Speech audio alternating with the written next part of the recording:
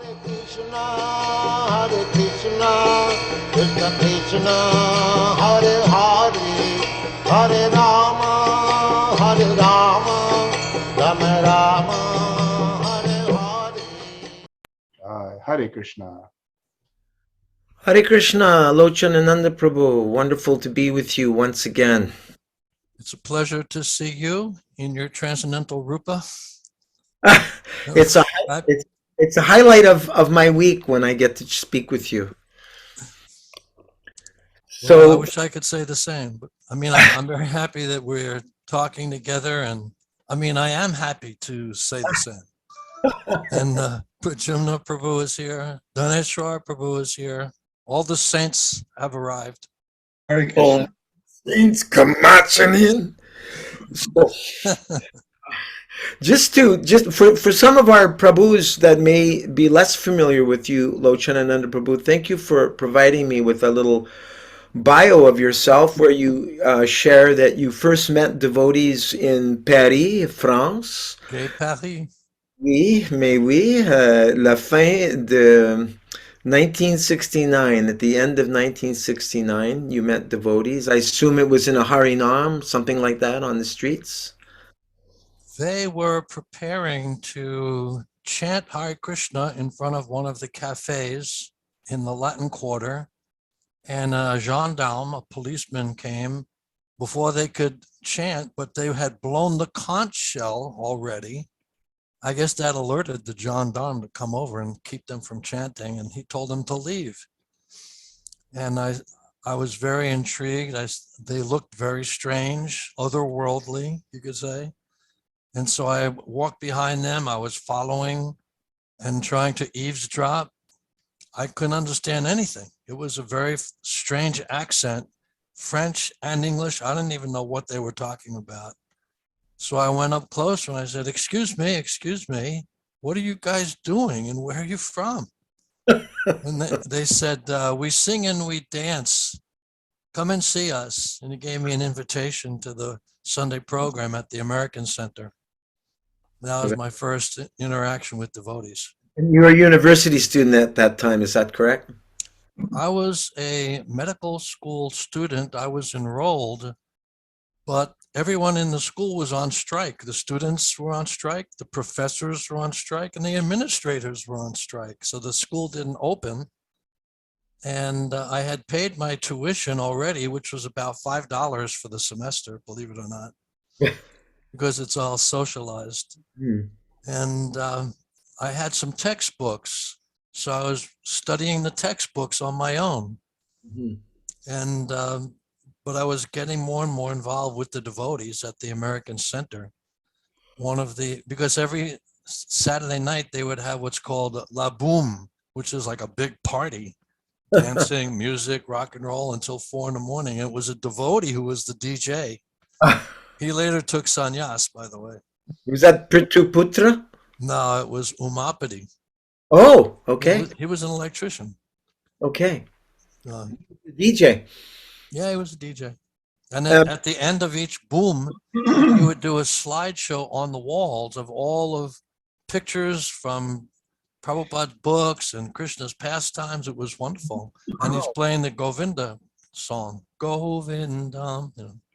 Wow. So you were getting preached to by audio-visual, big images. I know it was an assault on my senses. Wow. And but a purifying assault.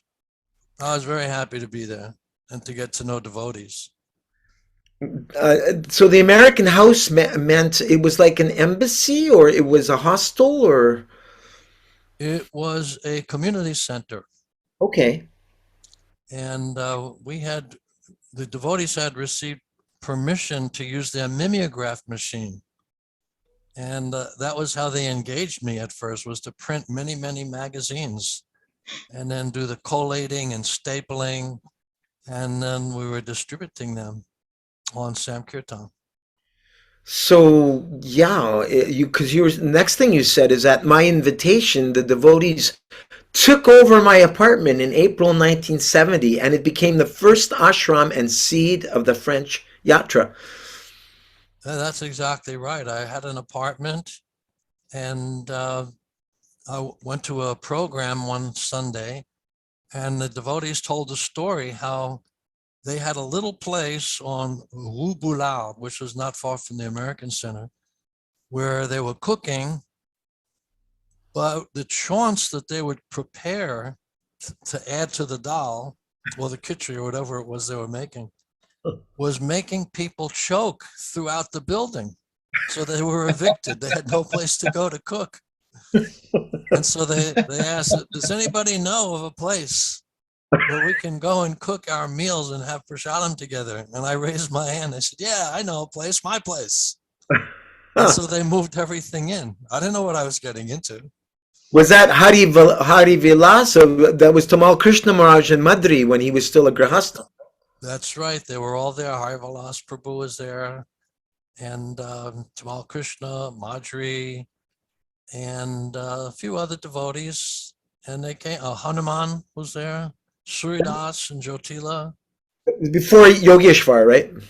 Yogeshwar came a little bit later, about a year later, when Tamal Krishna left to go to Los Angeles when Prabhupada formed the original GBC. Okay, so you were, sorry, go ahead. Yeah, no, so Yogeshwar and Jyotirmayi, his wife, came from London. Right. That's how Tamal Krishna set it up so that we would not be lost in the world. Right. And because they had some experience. Jyotirmayi was a French lady. She joined with Mondakini and Ilavati. 3 French ladies went to London and joined there. Right. So just 4 months after you met the devotees, because you met them in they took over your apartment in April of 70, and by August of 1970, Prabhupada initiated you by mail from Tokyo, Japan. Exactly. And it was a great letter. Actually, he said, your name is Locanananda, which means he who derives pleasure when he sees the form of Krishna with his eyes. And then he quoted the verse, Premanjana Churita Bhakti Velochanena from the Brahma Samhita. And he said, one who has decorated or anointed his eyes with the pulp of love can see Krishna in his heart or in his original form. Beautiful name. So your main service was to go on Harinam Sankirtan, and you all rented a house in Fontenay-aux-Roses where the Jagannath deities were installed. That's exactly right. And it was Pushta Krishna, actually, who came, I think it was 1972, and Bhagavan and Indradyumna came in 1972, because Prabhupada had written to us, and he said, my plan is to send 2 sannyasis to each zone, and they will stay there for at least 1 year. Then at the Mayapur festival, they may be reassigned to a different zone. So we were expecting 2 sannyasis, and we got Bhagavan and Indradyumna. Oh. They were grihastas, but it was as good as having sannyasis. I mean, they were completely Krishna conscious. Oh, and sold out to Prabhupada. Fully Krishna conscious, yes, dedicated. So at that same time, 72, you went to Geneva, Switzerland, and you opened a preaching center that you closed actually after a year. Yes, it was not in Switzerland. The house was in a place called Ferney-Voltaire, which is in the French portion of, I guess it was north of Geneva, but you had to cross the border into France. So every day we would go back and forth, and the customs officials would check us out. They would search us. They would look through our bags, our belongings. So it was a problem. They even did a cavity search of a guest who was coming to see us from Switzerland into France. I mean, it was unbelievable how they were harassing us. And so what happened was we were doing Harinam downtown Geneva, so much so that people who were working in that neighborhood complained to the authorities and said they didn't want us to come. So we were actually declared undesirable, and they drove us out of the country. Wow. Yeah. Well, we came back in, and we were doing Sankirtan door to door in the residential towers and buildings in different places along l'autoroute, the highway. So we would hitchhike across the border down the highway and then go to these different towns. And we were doing that for a couple of months. Guru Gauranga Prabhu was there. He went to Grenoble because we heard that they would be much more receptive there. And sure enough, he ran into a family of Alan Ramila. And Alan Ramila, actually, he became a disciple of Srila Prabhupada. What name? Abhinanda. Can you see this? This is a CD of the double album that Alan Ramila, Abhinanda Prabhu, created. A double album. And we distributed these on Sankirtan, 100,000 double albums. Wow. So it was a great service. He was there when Prabhupada first came to Paris. And we had a stack of them in Montreal that we used to distribute on the street. There's still maybe some there. I'm sorry, I didn't mean to interrupt. Please finish. No, so Prabhupada came through customs. It was quite a surprise because he didn't have a proper visa. And none of us had ever seen Prabhupada before. So he came out and I was leading a kirtan. And I was just so shocked because we had not any idea that he would come through so suddenly. And I stopped the kirtan. And then he kind of walked up to me and he said, "Bow down." And that was the first personal instruction I ever got from Prabhupada. So I was bowing down and a couple other devotees, we were all touching Prabhupada's lotus feet. And then we all got up and Prabhupada asked me, "Where's the car?" And I said, "There is no car." Oh, no. You know, we didn't have a vehicle. We were very poor in those days, and some of us still are. But I was running all over the park, the lot, to find a taxi that would take Prabhupada into Paris. And finally, we had him taken to the Office of Indian Tourism, where he did a press conference.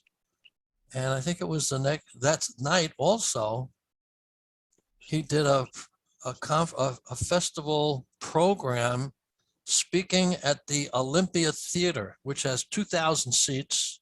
We had one day to advertise. And that's where great stars like James Brown, Barbra Streisand, Michael Jackson, would perform and fill the house.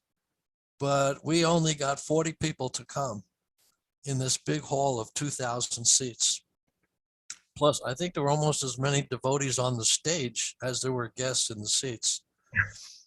And Prabhupada just put his head back and he spoke for about 30 minutes with his eyes closed. It was unbelievable. It was one of the best lectures I had ever heard. And in fact, it touched me so deeply that I thought, I got to get this printed and get it out to more people so that other people would hear what Prabhupada had to say. And that was one of the things that I took with me to Geneva when we went to open the temple there.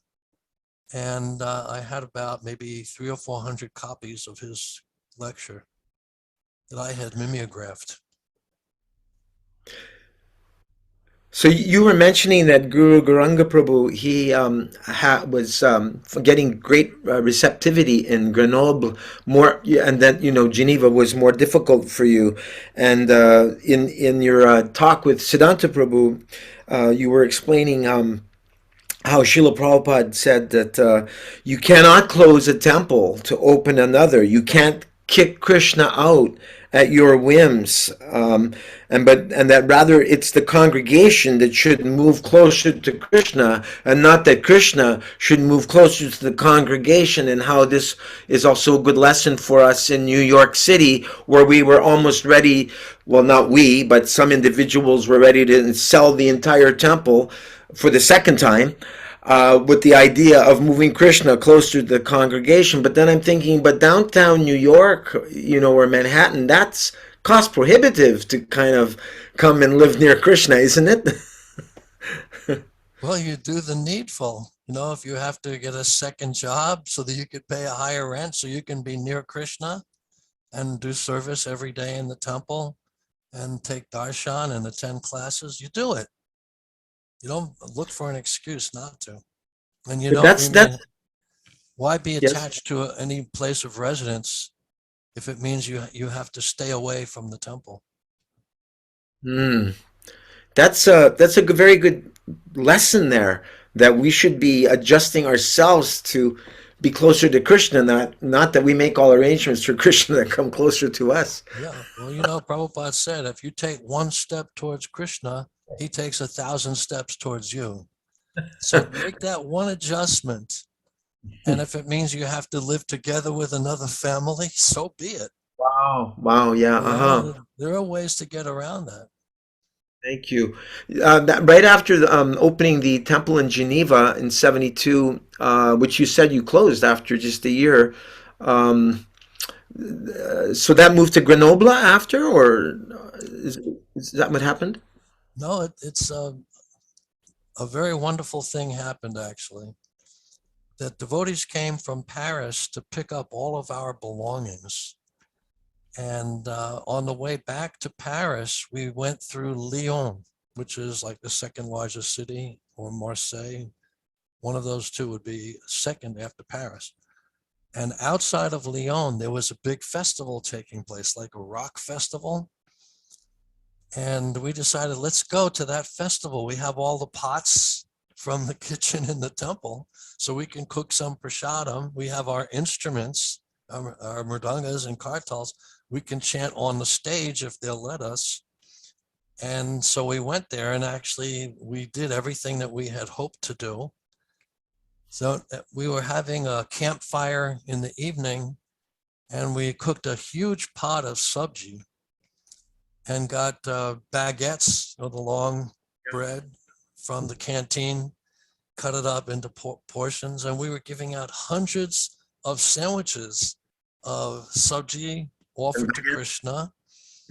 And also when people would come around our campfire, and it was by the hundreds that they were coming to us. Oh. And we would put tilak on them, on their Nice. foreheads like that. Nice. And they would listen to the classes and they would chant with us.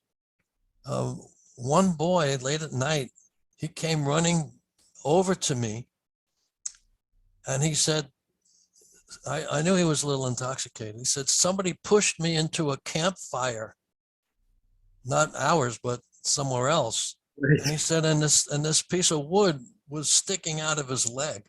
Oh. So I pulled it out, and I took my dhoti and ripped off a long piece of cloth and wrapped it around his leg to keep it from bleeding out.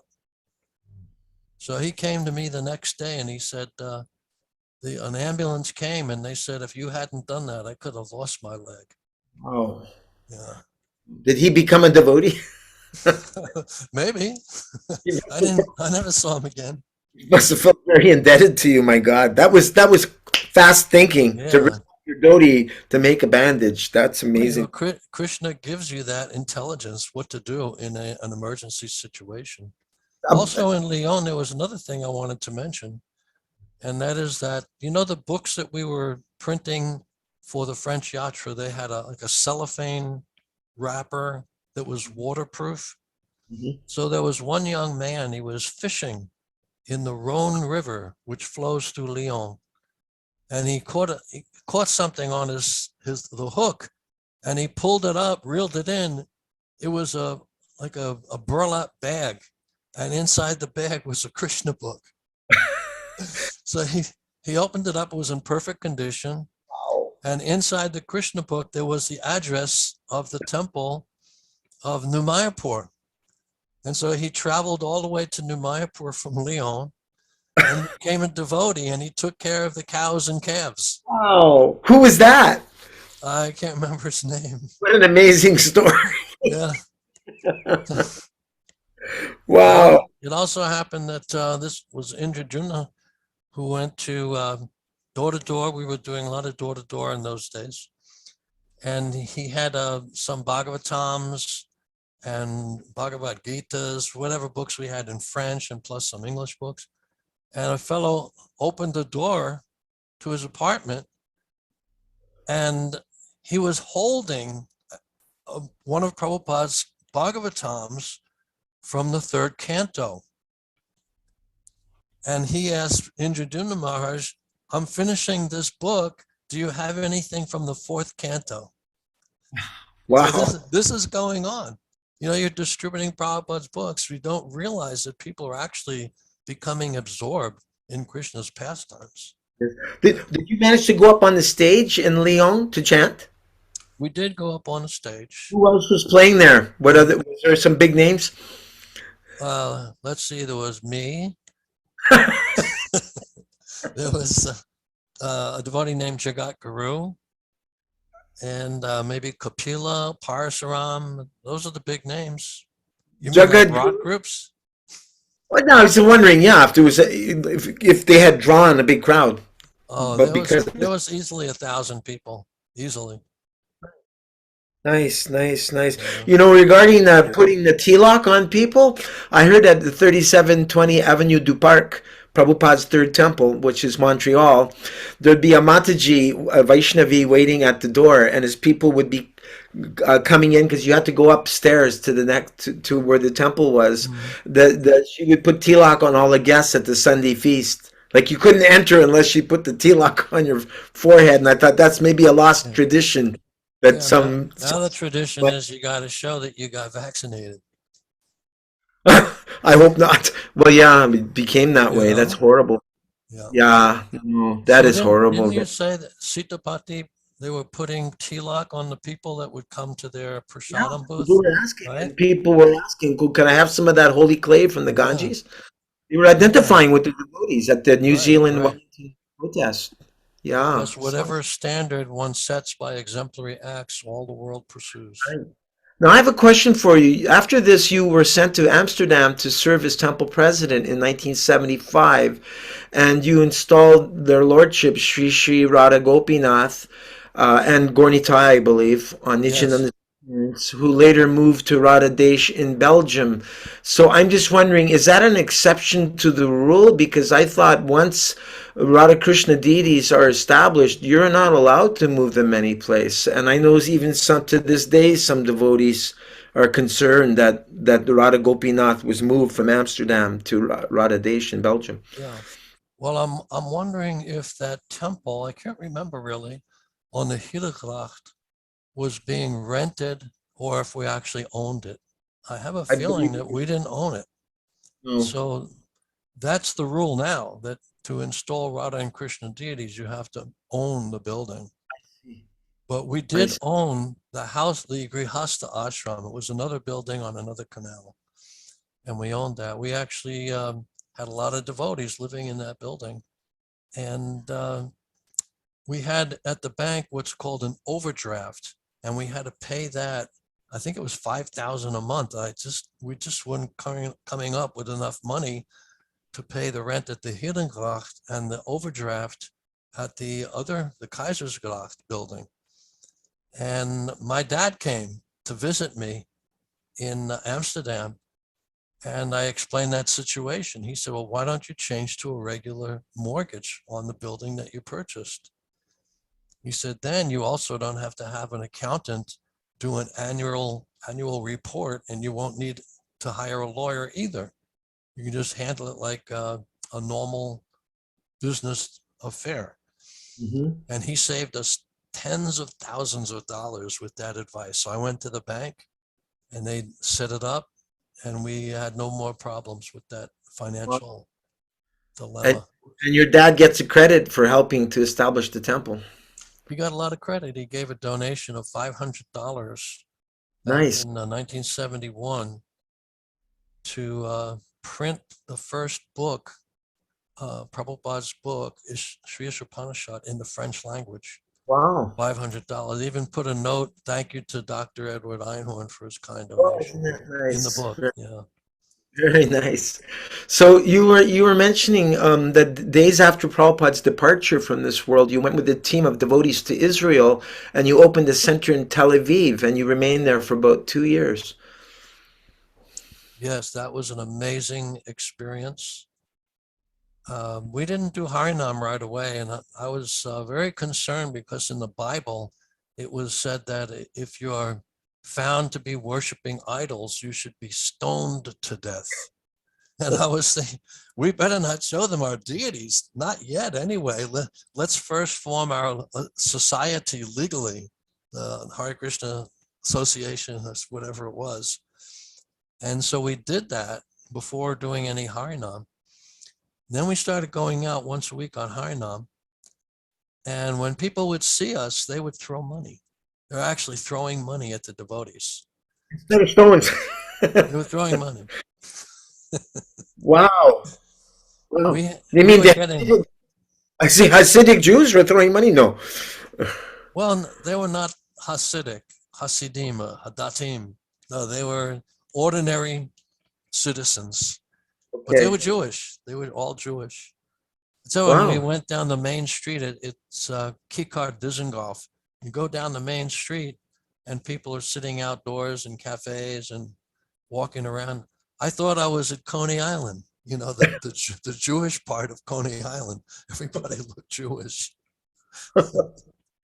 And there was nobody that was giving you a hard time. We had a real hard time, actually. When we arrived there, we came by boat from Venice to Haifa. And we were met there at the port by a devotee named Dina Dayal. And he took us to his house in Tel Aviv where he was a squatter. And he had brought an electric wire in to the house so that we could have some light. And then, so we were there spending the night, and the police came and arrested us. God. And then we had to spend that night in jail. Then we got a bus back to Tel Aviv, and I was listening to the radio. It was in English in the bus. The bus was packed with people, but I was like standing in the aisle, and it was like a news alert flash. The Hare Krishnas have arrived in our country, and they have already been arrested for stealing electricity from the government. So that's how we introduced ourselves. Also, there was a movie that came out that had been filmed in Amsterdam called The Uranium Conspiracy. So people were going to see the movie, then they'd come out and they see us doing Harinam. Similar to when there was a play Hair on Shaftesbury Avenue in London. And the devotees used to go there and chant. So when the people would come out of the theater, they would see the same devotees doing the same thing as the people in the play, chanting Hare Krishna. Cool. Yeah. No, you returned to New York in 1983, and you've remained there ever since. You've always been involved in performing Sankirtan, training new devotees, working with the congregation, distributing Prabhupada's books, and as a householder, you've been working in the field of accounting since '97, and you often participate in the activities of the Krishna Balaram Mandir in Queens, New York, and at the Radha Govinda Mandir in Brooklyn.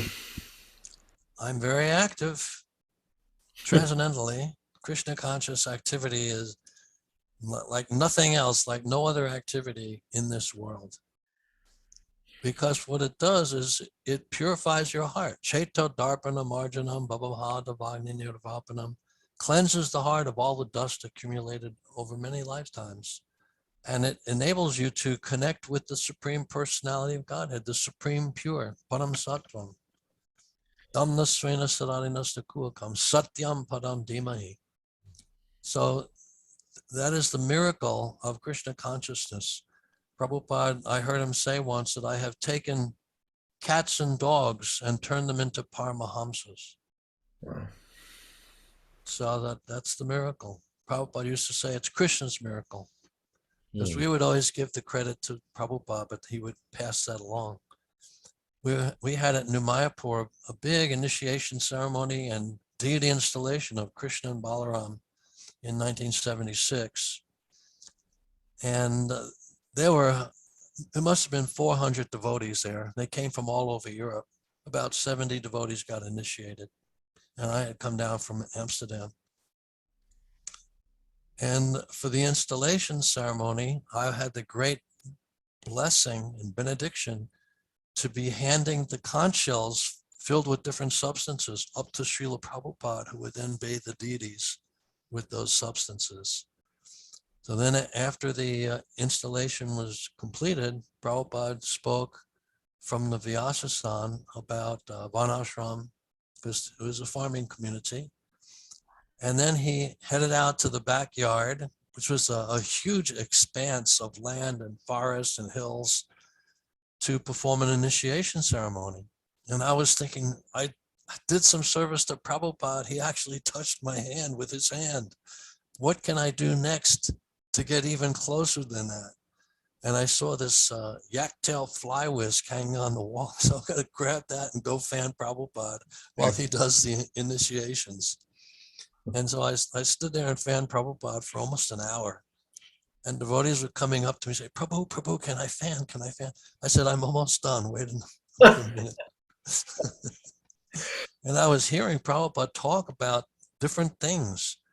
Like he was asking about this big pile of vegetables in the center of the Jagya that devotees had actually grown at New Mayapur. He was asking, did we grow these? And then he said, you know what you grow here is 1,000 times more nutritious than anything you can buy in the marketplace. Wow.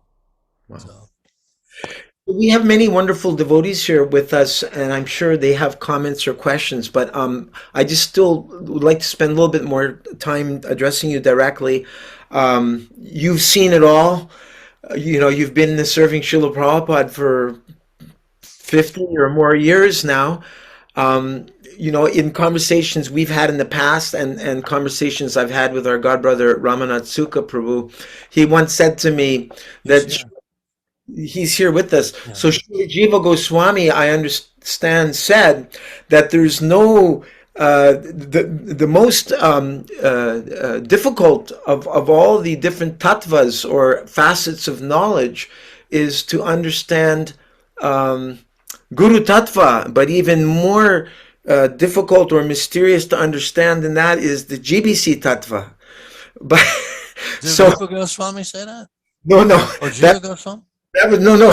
I'm just kidding. That was Ramanath Sukha's. So I was just wondering, from your perspective, because we've had some discussions on Guru Tattva, and I was just wondering, what is the distinction between your understanding on the process of initiation from, say, that of the Ritvik view of initiation? If you could clarify that, please. Well, when it comes to Guru Tattva, I was wondering if you can see over my left shoulder, picture of Prabhupada. You can see it? Yes. When I met you the first time was in Toronto, 1983, for Rath Yatra. Remember? Yes. And you and I were doing Harinam with Kudichak on, I think it was Yonge Street, maybe? Yes. Yeah, right. And a devotee created this drawing of Srila Prabhupada. Her name is Carla Pati. Yes. And she had made 100 copies, and my copy is number 52. Oh, wow. So whenever I see this, I think about you. Oh, I got this at that Rath Yatra, and that's where we did Harinam together. That's our first meeting. I remember us keeping them in the book room, in the BBT room, where we had really? all. Yeah. No kidding. Yeah. So about Guru Tattva, I mean, you mentioned Srila Prabhupada, and that's why I thought to show you this picture. Mm-hmm. And I always have this on my mind. As far as the GBC Tattva or their the absence of such, I think that they're God brothers and maybe some God sisters too. And I have great affection for them. Anyone who is serving in this movement, as long as we have been, I have great affection for and great respect. So I wouldn't want to throw anybody under the bus after they had done so much service. Sure. However, this protocol for initiations, it was introduced by Srila Prabhupada, what he wanted, what he was inspired to tell us. He was inspired by Lord Krishna. We understand that when Prabhupada would speak, it would be Krishna actually speaking through him. Even when writing his books, Prabhupada said, Krishna is dictating to me what to write. So this instruction that he gave, it was on May 28th, 1977, to go back a few years. There was a GBC meeting in Vrindavan. Prabhupada was there. He had come back from, I think he was in Hardwar, and he had gotten sick, so that he came back to Vrindavan thinking that these might be his last days. He summoned the whole GBC to Vrindavan. They had meetings from May 27th to the 29th. And on May 28th, Prabhupada had some of them come into his room to ask any questions they may have about the future when he would no longer be present with them. And there was a committee of 6 GBC men who were from the original GBC when Prabhupada created it in 1970, actually. And they had questions for Prabhupada. One of the questions was, Srila Prabhupada, how will the Srimad Bhagavatam be completed if you leave us before you have finished the translation work? And he said, to do that work, one has to be self-realized. And I don't see anyone among you who could do that now, but perhaps in the future. Then they asked, what about if a GBC man has difficulty in Krishna consciousness and falls away or decides to resign? How will we replace that person? How can we add new members? And Prabhupada said, yes, if you find someone who is qualified, then you can add. But you have to be vigilant so that no one should be at this stage become weak in their Krishna consciousness if they are in such a leadership position. And then they asked him, well, what about initiations when you are no longer here? How will they be conducted, first and second initiations? And Prabhupada said, I shall recommend some of you to act as officiating acharyas. That's all I had to know.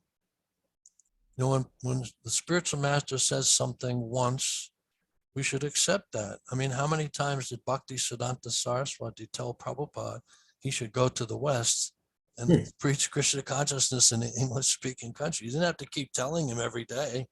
He told him that one time that we know of, when at their first meeting in 1922, and Prabhupada immediately embraced that. But why aren't the GBC embracing what Prabhupada said, that officiating acharyas would be recommended by himself, and they would perform initiations first and second? What happened was the GBC sent a report called a summary report, and I have a copy still from when they sent it out some 45 years ago. I still have my copy because I was a temple president in Amsterdam, I believe, at that time. Yeah. And they talked about the meeting with Prabhupada. And they said, we asked Prabhupada about the Bhagavatam. And the other point was, we asked Prabhupada about replacing a GBC, adding to the GBC people who were qualified.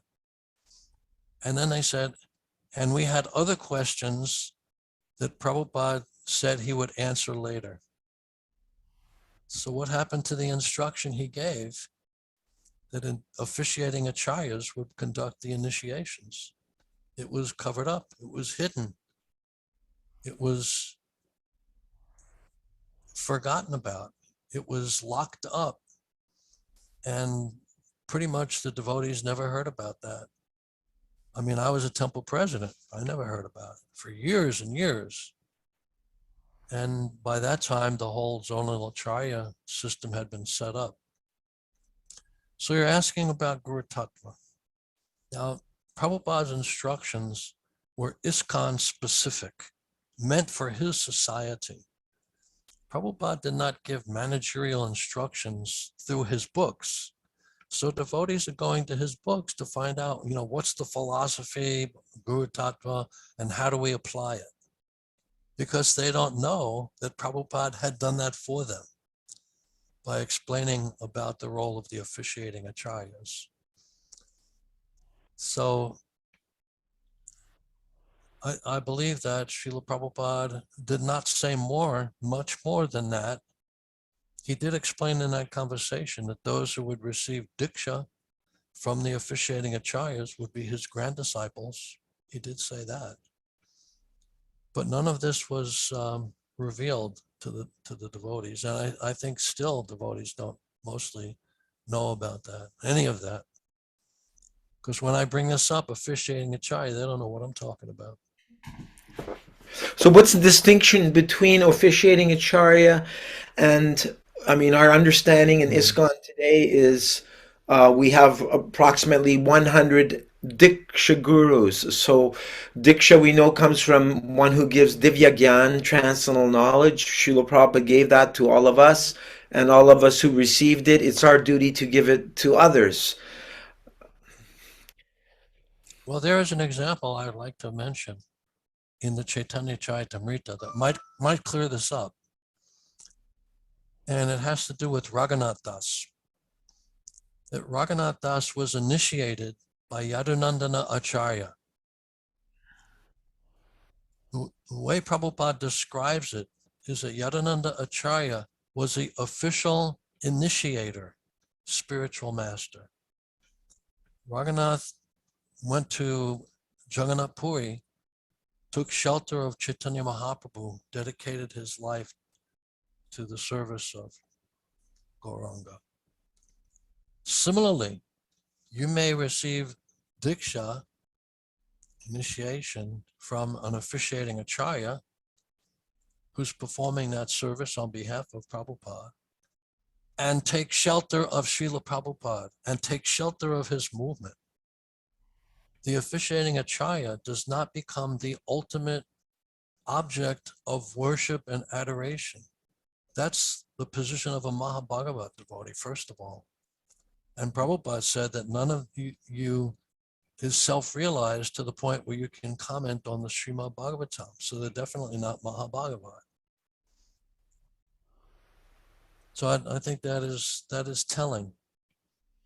So that brings into question, because we have celebrations for God brothers, and now we call them their appearance days. So is appearance day celebrations or Vyasa pujas for our God brothers, is that meant to be reserved for Mahabhagavats? Is that the proper understanding? I think that the GBC should discuss that. They're smarter than me. I didn't get a chance to ask Srila Prabhupada questions like that. Gauridas Pandit, he did ask Prabhupada if the Ritvik acharyas or officiating acharyas would sit on the Vyasasan, a special seat. And he reports that Prabhupada said, no, there was no special seating arrangement.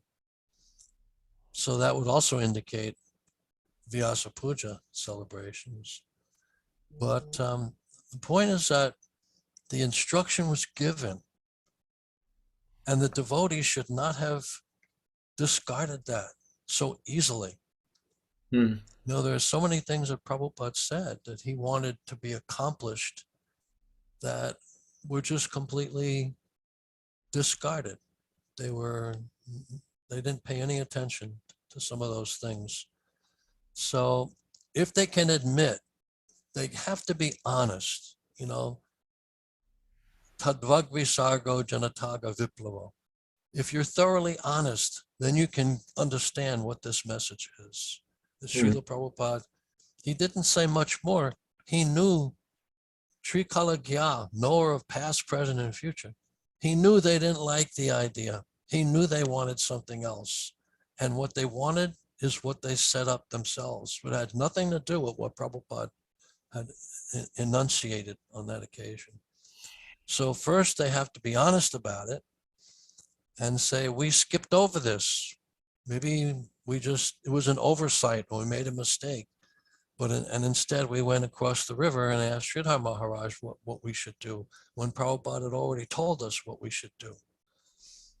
And then they would say, so let's have a discussion. Let's invite devotees on a big Zoom conference like we're having right now and get their opinion. Let's find out what the devotees think, the Brahmins, because they have transcendental knowledge. They know what is Brahman, so they will understand. Prabhupada tells you, he dictates through your heart what his intentions were.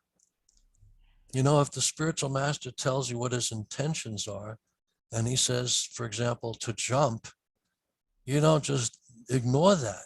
You ask, how high do you want me to jump? You know what I'm saying? Ours is not the reason why. Ours is just to do or die. Ours is not to reason why. I think that's from the Charge of the Light Brigade. Into the valley of death rode the 10,000. But also, if the spiritual master asks for water, and you decide, well, milk has more nutritional value, I'll bring milk. That's not service. So they decided, well, let's look in the scriptures, and we have our spiritual council, a scriptural council committee, and see what they come up with. And I read their report, and they didn't mention anything Prabhupada had said in that meeting, which was managerial in nature, where he was telling us how to continue the process of initiation when he would no longer be there. So you don't have to go and do your own calculation based on what you understand with your limited power and capacity to touch on the subtle thing of Guru Tattva. Just take what Prabhupada said and run with it. It's like in football. The quarterback hands the ball to the running back and he takes off. He doesn't ask, should I go that way or that way? Should I go over the center, over the tackle? Where should I go? He runs with the ball. And Prabhupada was handing off that ball. And they just fumbled it all over the place. Gave us a system that made us worship those who were not on that level. They were hardly even Madhyam, on the Madhyam level, because you could tell because of pride and the way they became enamored and enchanted by being worshipped and offered obeisances and praise, and they became the authority, as good as Prabhupada and even better, in the eyes of the devotees. And that was a terrible travesty. And it's not that it's completely ended. This is a big topic. I'm just wondering if you knew that before we open it up to everybody, if you knew that you only had, say, a month more to live, and you wanted to get out what you thought were the most important realizations, crystallization of realizations of your 50 years, what are your main concerns that you'd want to get out to the world of devotees? What do you think they need to hear right now? Is it that we messed up by injecting devotees? Is it, that the war that's going on right now is just a diversion to something else? Or would you talk about how we need to reform our kirtan or improve our japa, or what would you address? Maybe we need to have another session because it's a lot of ground to cover. Well, I hope you're giving me more than a month to live. But I don't know, maybe I have just another moment to live. And maybe that what I'm saying here will be communicated to those people who might be able to change the course of ISKCON and the Hare Krishna movement. I don't know. But one thing I can tell you is that Srila Prabhupada, when he was giving that press conference at the Office of Indian Tourism in downtown Paris, before the meeting with the press, he was asking me questions, and he wanted to know about the Sankirtan activity. And if we were doing Sankirtan on that big boulevard, Boulevard La Madeleine. And I said, we weren't going to that particular location because there was not that much pedestrian traffic, mostly just cars rushing back and forth. And he said, do you go out every day with the chanting party? Does the chanting party go out daily? I said, yes, the chanting party goes out every day. He said, do you go every day? So he was pinning me down. And I had to be honest. You know, you cannot be dishonest or disingenuous when you're speaking to your spiritual master. You're also the leader, right? Well, I was leading the kirtan when he came into the airport. So, you know, I had some grounds to say, yes, Srila Prabhupada every day. You were temple president. You were also temple. You know, Bhagavan I was here in New York. Bhagavan had called me up to, in 1971. He had not yet come to France, Bhagavan. So we were doing Harinam. Yogeshwar was there then. And Yogeshwar was going out every day. Harivilas Prabhu was going out every day. All the devotees were going out every day. If you didn't go out every day, you were in Maya. Wow. Wow. And if you stayed behind to wash all the dishes and do all the laundry, you still had to come out in the afternoon and bring the prasadam with you. Because, you know, an army moves on its stomach, they say. But Prabhupada said that everyone will be conquered by prasadam distribution. So these are the things that we would want to focus on from now until the end of time.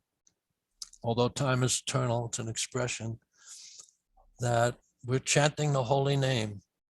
And Prabhupada saw a picture of someone chanting on his beads and going through the coverings of the universe.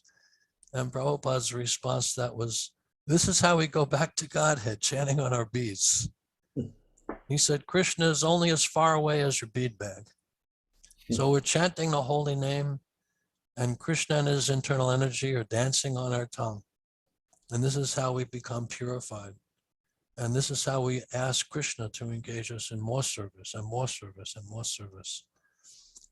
So there's the chanting and propagating the chanting, because anyone who hears the chanting of the holy name will benefit so much, or read one word of Prabhupada's books, even one line. They are guaranteed to have a chance in their next life to make further advancement. Mm-hmm. And then distributing Krishna prasadam. You can't imagine the benefit. We were giving out prasadam every day to 1,000 people doing Harinam in Paris. One young man, he got a little ball of halava in a little cupcake wrapper. He came to the temple to visit us, became a devotee, and became the world's biggest book distributor. Wow. Was that That's how it happens. Was that Ram Vijay? Shruti Maharaj now. Right. Ram Vijay, yes. You called them le petit gâteau. Right? Yes? Yes.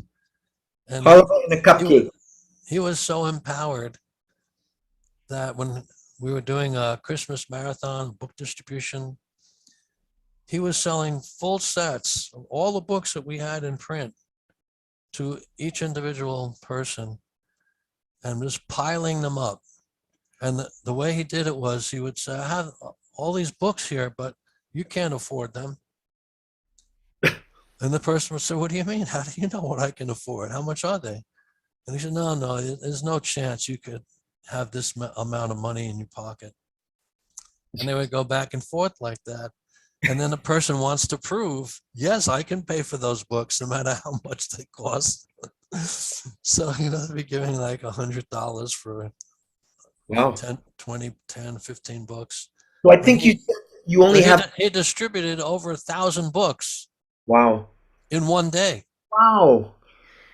One day. Big books. Wow. Wow. From a little cup of halava.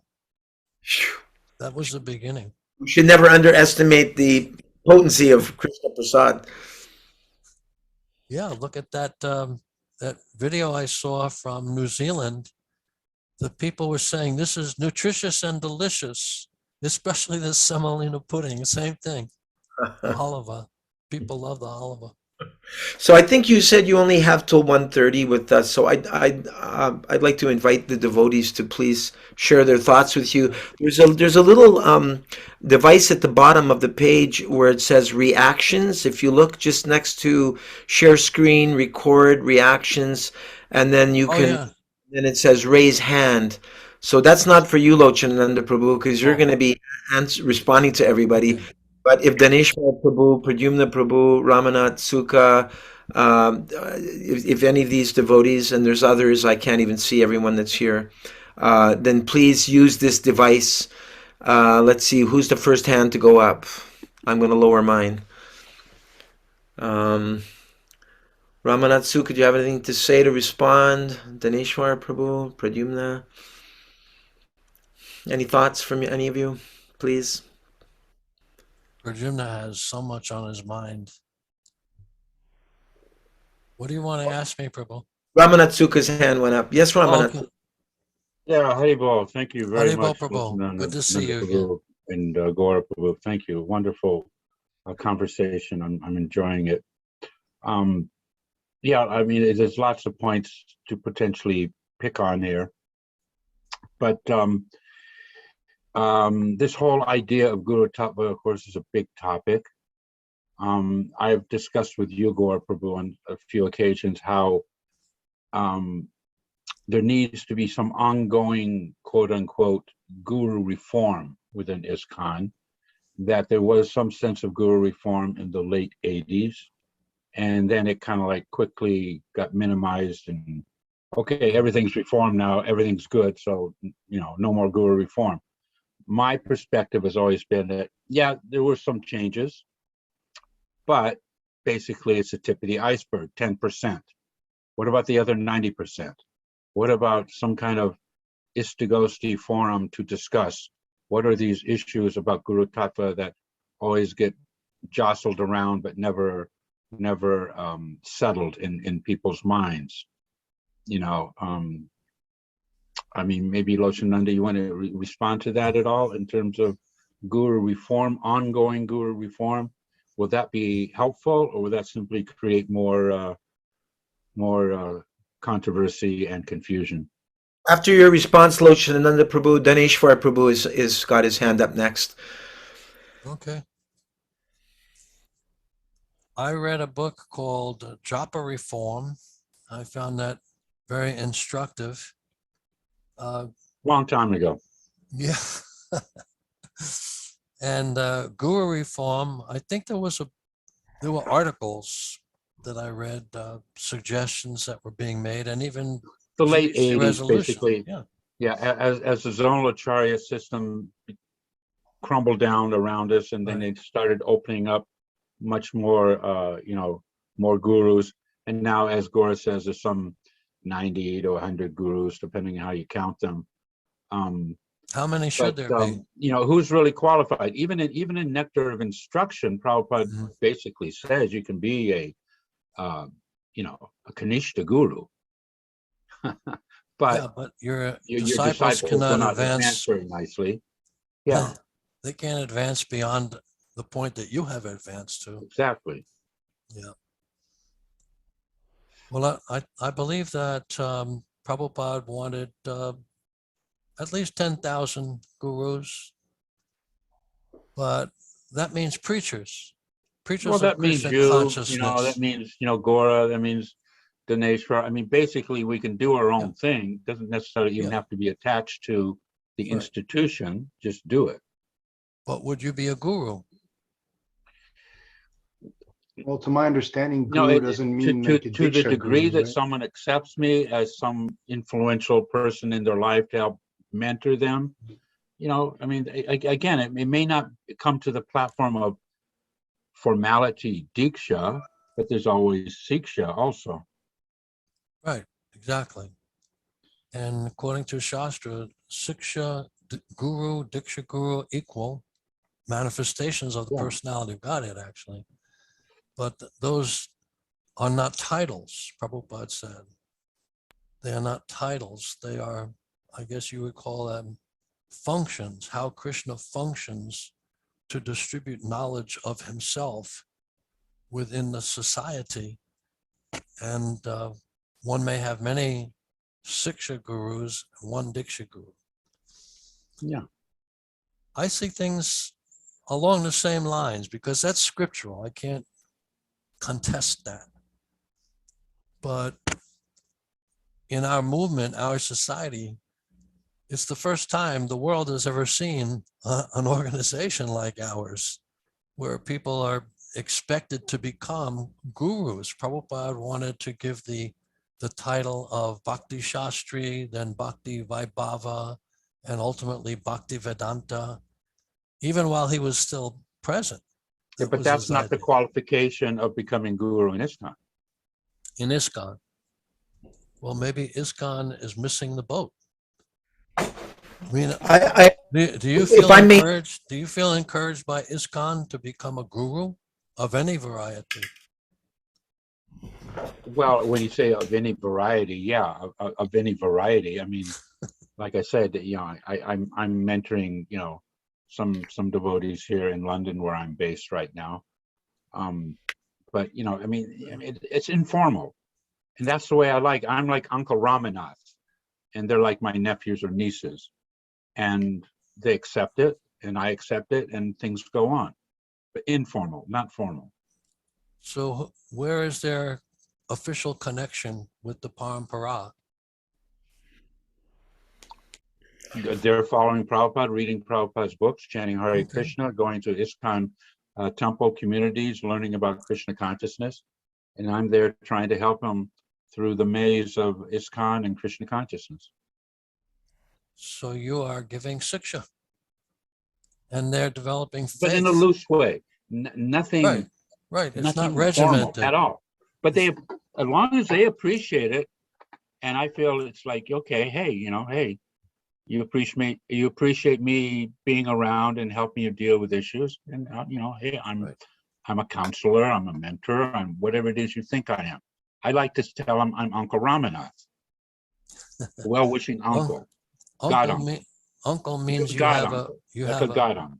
It means you have a god brother who is actually performing the formalities of giving initiation. And therefore you are an uncle. Yeah. And regardless, some are uninitiated, some are initiated. And you know, sometimes I ask them, okay, who have you taken shelter of? Who's your guru? And whoever it is, immediately I'm like, oh, what a wonderful choice, you know. You can't even though I may be thinking, oh my God, you chose that one. So ISKCON GBC passing a resolution that women can be Diksha gurus, right? Can give initiation. Yes. I am opposed to that. You're opposed to that? Okay. Oh, 100%. My suggestion is let women do as you are doing. Siksha relationship. Teaching, Siksha relationship. Well, training. Here in London, you got Vishaka Mataji. She's the temple president of the manor. Right. And regardless of what the devotees think of her managerial abilities, you know, she's offering Siksha to a lot of devotees. And she's comfortable with that. She does not want to be Diksha, believe me. She wants to avoid that politics and controversy. But she gives Siksha all the time. So therefore, if we think of the initiation in terms of formalities and to make it an official connection with our sampradaya and with the previous acharyas. But does it have to be official? It's what Prabhupada said to do. That's my whole point.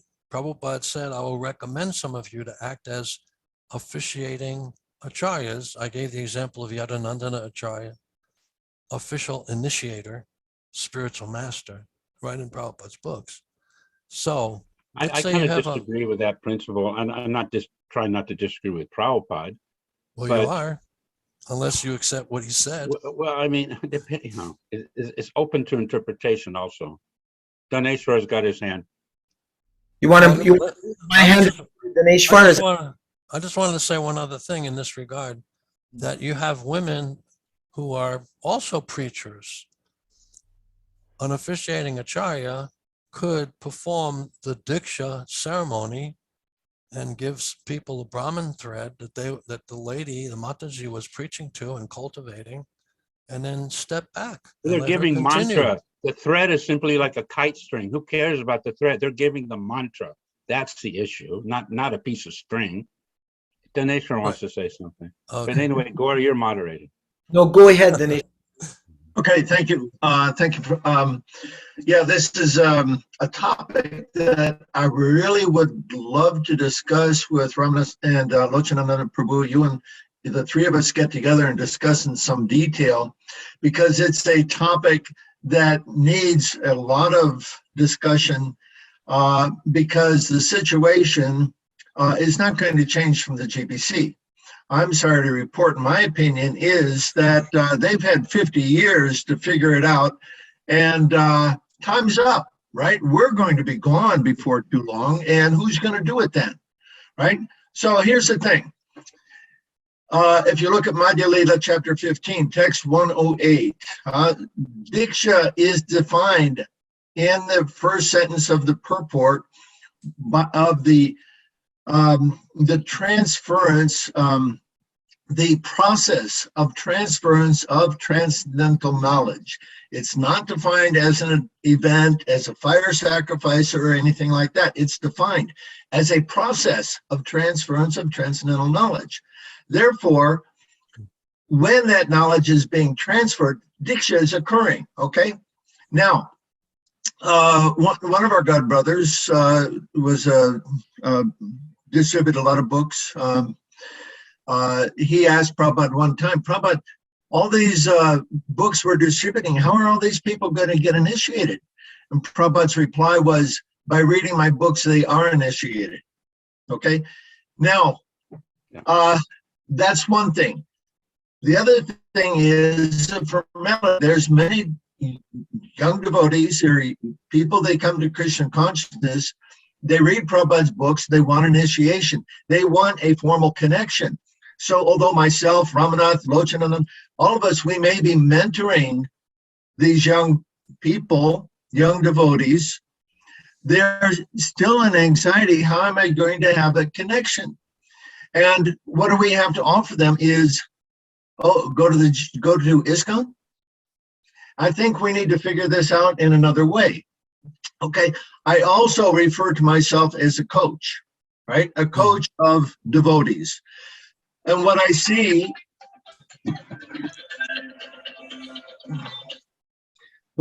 in all of my travel and teaching is that, one second, sorry. Is that I see a lot of spiritual orphans. Devotees may be getting initiated, right? But when do they see the guru? Who's teaching them? Maybe they can get an email, maybe they can't, right?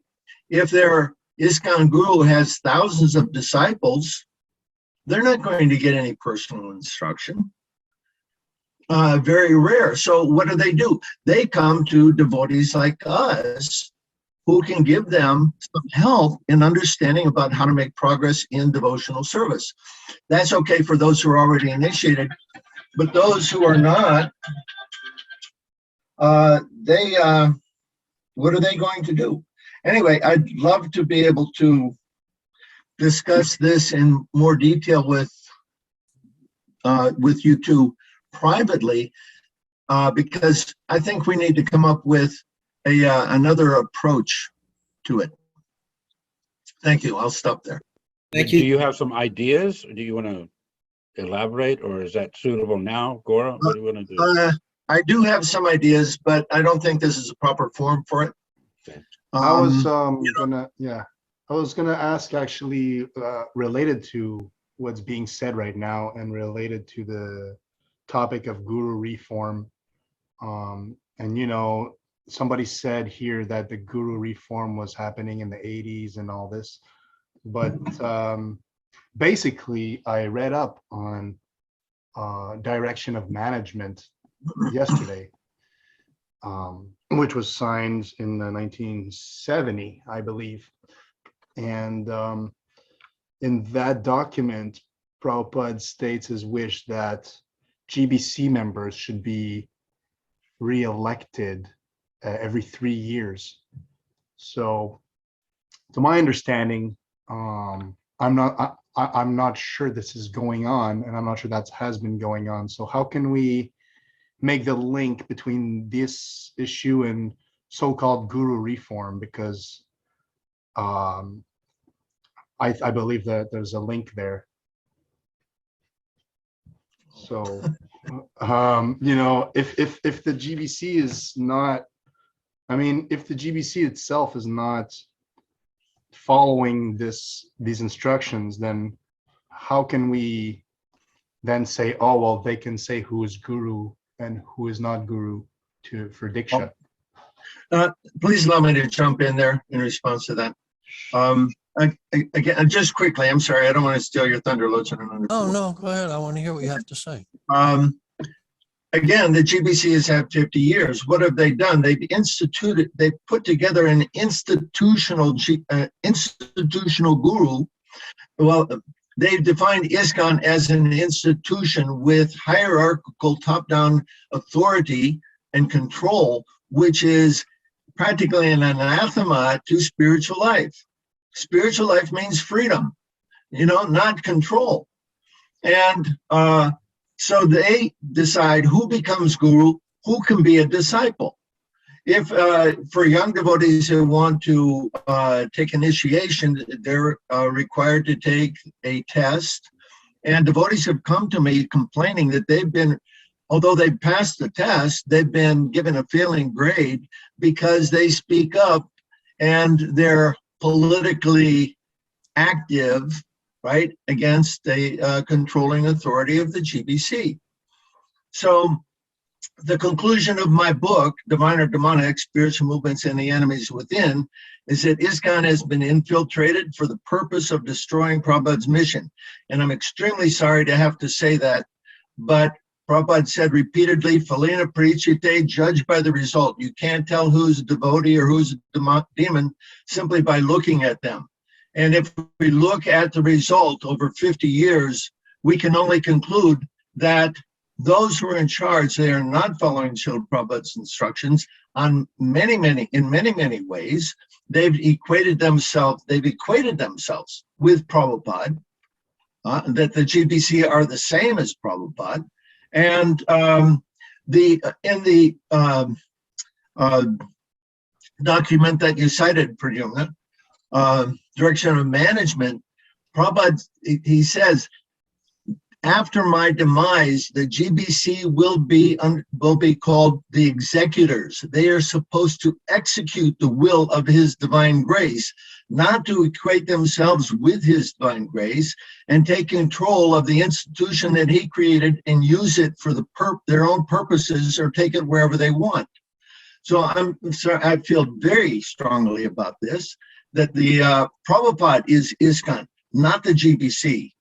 And we make a big mistake to equate the two. Yeah, I agree. My question was more along the lines of how can we claim there's been guru reform when there's been no GBC reform? Ah, very good. So Perfect. that was my question to Locanananda. Yeah. Okay. I'll be quiet. Well, why is it that the guru has to be reformed? If the guru is representing Krishna, and in the Nectar of Devotion says one should see the spiritual master as myself or as good as God, and he's worshipped in that way.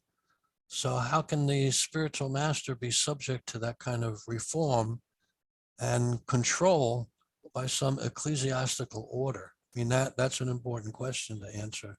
But as far as the directions of management go, Srila Prabhupada did actually implement some of those instructions that are contained, especially when it came to replacing a temple president.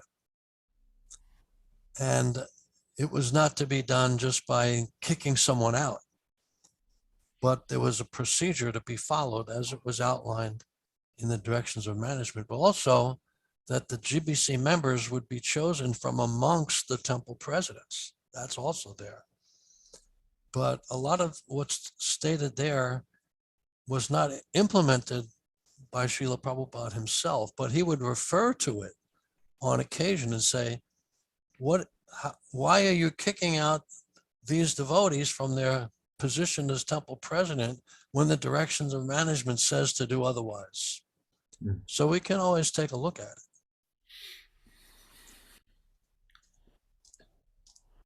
I'd like to respond to some of the statements, if I may. Please do. Thank you.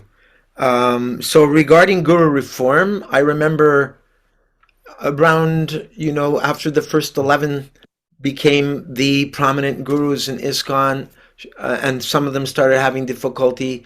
I remember it came to our Ottawa temple. It was a mail out, maybe from the GBC, I don't know. But it was statements from Narahari Sara Thakur, where he was saying it's the duty of the disciple that if his guru is having difficulty, the disciple, tries to help his Guru Maharaj to get back on track. And if the Guru refuses to take that correction, then such a Guru should be rejected. But only then. Not that you just immediately just discard him because he's having some difficulties. So that's one thought that came to my mind. Ramanath Sukha Prabhu said earlier that the standard of Bhakti Shastri, this is not a standard in ISKCON. Well, I remember one godbrother, anyway, maybe I should mention names. He wanted to take sannyas, and he was like angry that he needed to pass Bhakti Shastri in order to get sannyas. But going back to a letter from to Hangsadutta Prabhu, 1969-1970, I think everyone knows, Prabhupada said, I am hoping that by 1975, that all of my disciples, he didn't just say male disciples, and I'm not trying to, be a feminist here, but I've just questioned this.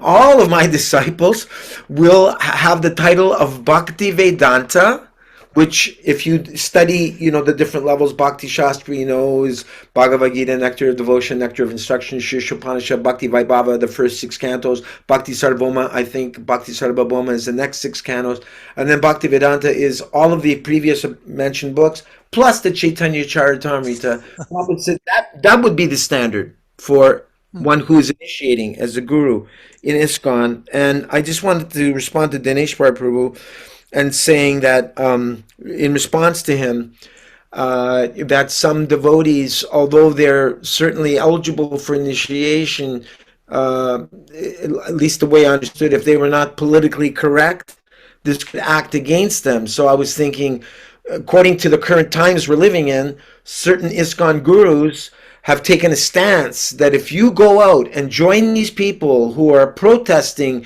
because they've lost their jobs, they've lost their families, because they refuse to inject themselves with this filth that they're calling vaccines, that could also maybe work against a potential disciple. That, you went on the Harinam with these people that we don't consider to be ISKCON, so therefore you shall also not get initiated. That sounds like a potential scenario as well. Is that along the lines of what you were saying, Daneshwar Prabhu? Yeah, the particular instance that I was referring to was a devotee from one country where the GBC was engaged in illegal activity, and he was trying to bring that to the attention of the authorities. And well, of course, they first tried to get the GBC to reform or to stop doing that, and they wouldn't, so they tried to involve the authorities. Anyway, on that basis, of course, he was not permitted to get initiation. But the point you're making, I believe, is just as correct, because everything we see today is becoming politicized. And if you're not, on the right side, you're ostracized. Locanananda, do you have a response to that, Prabhu? Yes, I think that the GBC has been exposed through this support of the vaccine mandate and the masking and everything else they're doing in compliance with the CDC, with the FDA, with the Faucis of the world.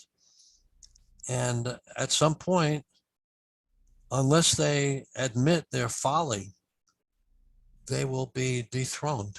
They must be, because they don't represent the teachings of Srila Prabhupada, the scriptures, the saintly persons, or even the rationally thinking people of this world.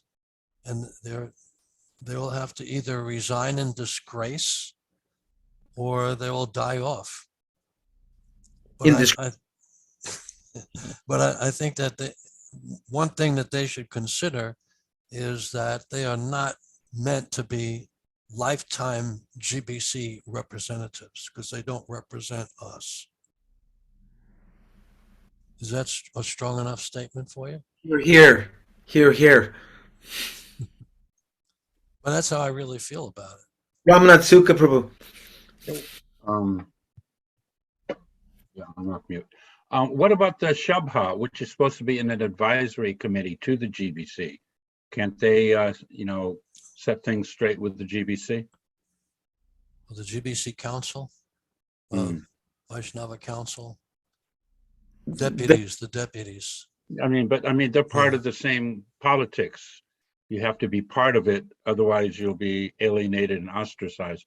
I wanted to mention one more thing. I don't mean to throw in another complexity here, but the DOM was mentioned, and I've discussed again with Gaura some past discussions that my personal opinion, the single number one problem in ISKCON is the lack of constitution, which Prabhupada wanted way back in the 70s. The devotees tried to get it together after Prabhupada left, but of course the Zonacharya situation occurred, and it just took a far back seat.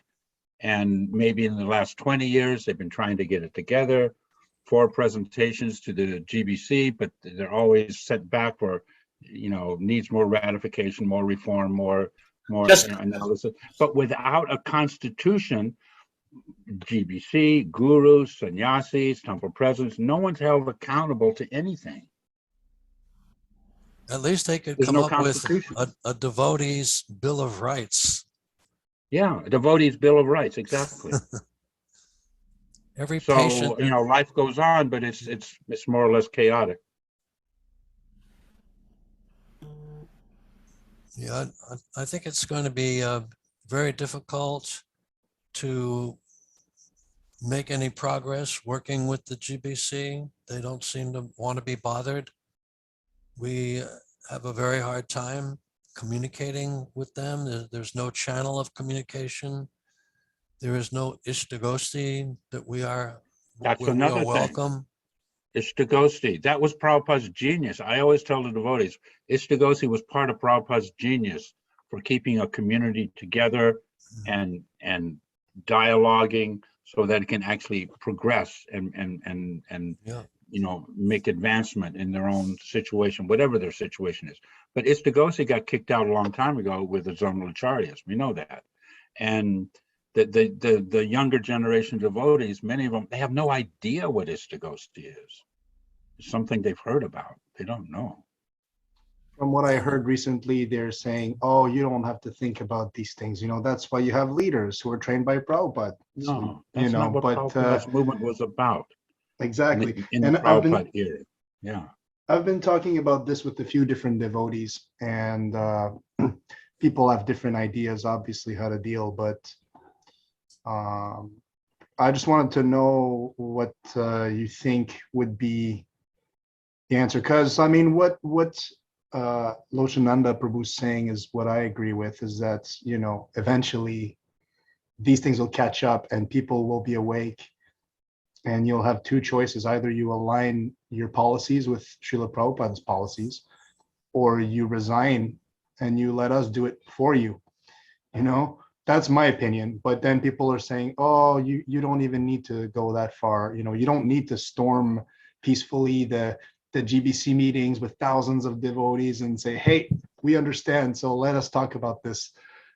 Some people are saying, no, you can just do your independent thing and just deal independently, preach independently, get all the temples to preach independently from the GBC. But I don't see that. I don't understand that. So this is a whole big topic, but I think it will happen. I think Krishna's will is this, actual reform of his divine grace, his movement.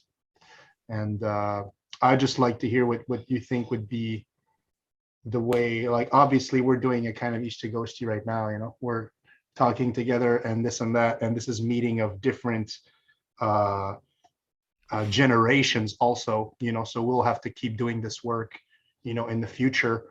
And yeah, please share with us, like, what you think would be the way forward, what we should focus on in this regard, because the things are there, the documents are there, the DOM is there, so many other things are there, and we can clearly see where things are not being followed. And some people might call it aparad and this and that. I don't even need to go that far. You just need to go, if you're claiming to represent Srila Prabhupada, then you have to demonstrate that, not change definitions and change this. I don't believe there's any reiteration or republication of this DOM, right? It's just the original one. No. And there hasn't been any changing of that. So what happened to these things? These are good questions, I think, and they're things that devotees should think about. I see most devotees are not really concerned, and they'll just do what they're told. They're happy to do what they're told. They're happy to ask, what should I do? Should They're I do happy this? for a while until, maybe 20 years into their devotional life and they start questioning. Right. That's possibly true. Yeah. I mean, for me, I always dug a little, you got to dig a little bit deeper than the surface to find these things.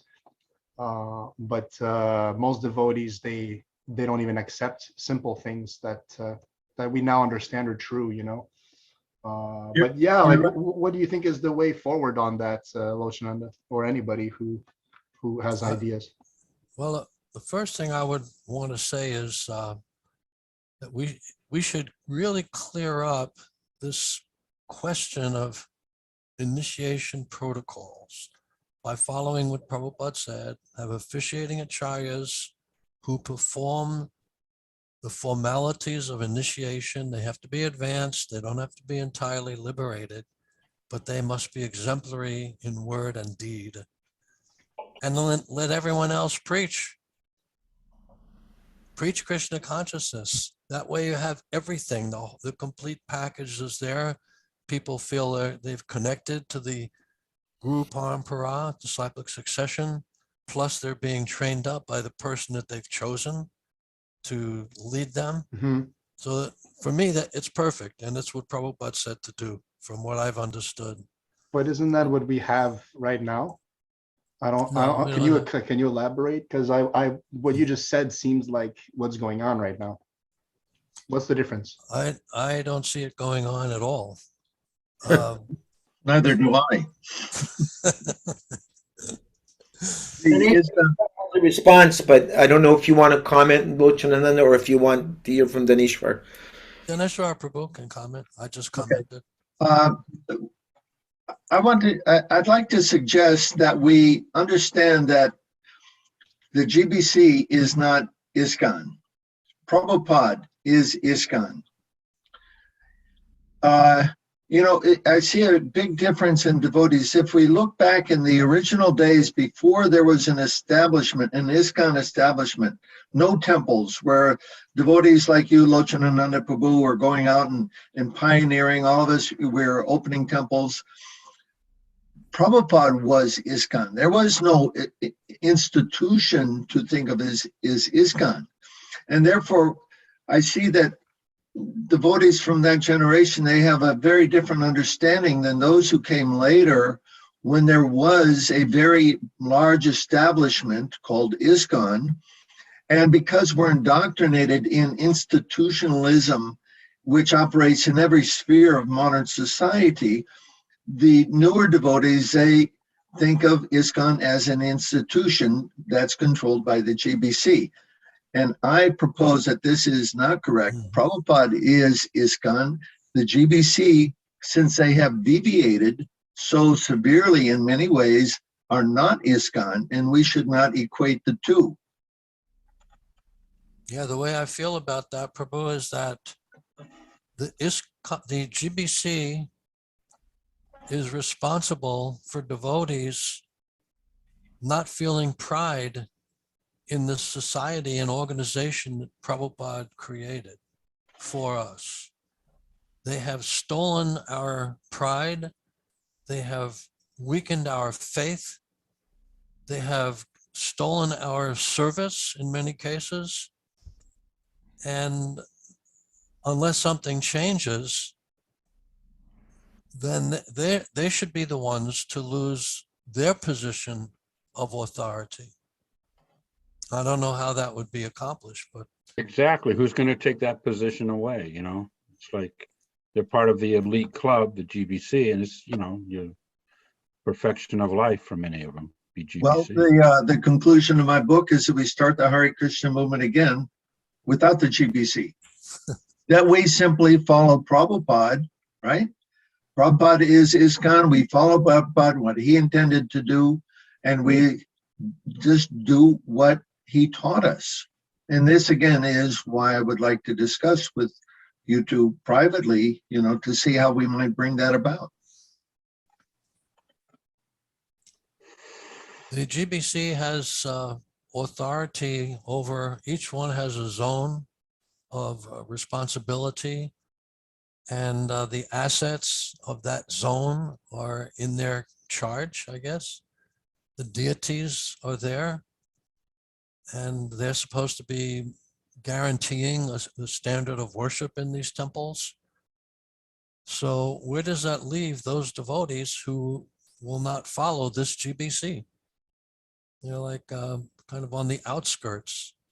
And maybe that's where devotees are happiest, being on the outskirts, not subject to that yoke that they want to put on everybody. There's a devotee here, I think it's Jiva, that's responding to Jiva Doi, responding back to Pradyumna Prabhu. Some gurus don't accept us as they don't want to take our karma. I tried 5 years to get initiated, but a particular Swami wouldn't take me. I was sincere living in the temple, but he likes to take the pious Indian scholarly type disciples. He seemed afraid to take me as a disciple. Radhanath Swami also now being choosy.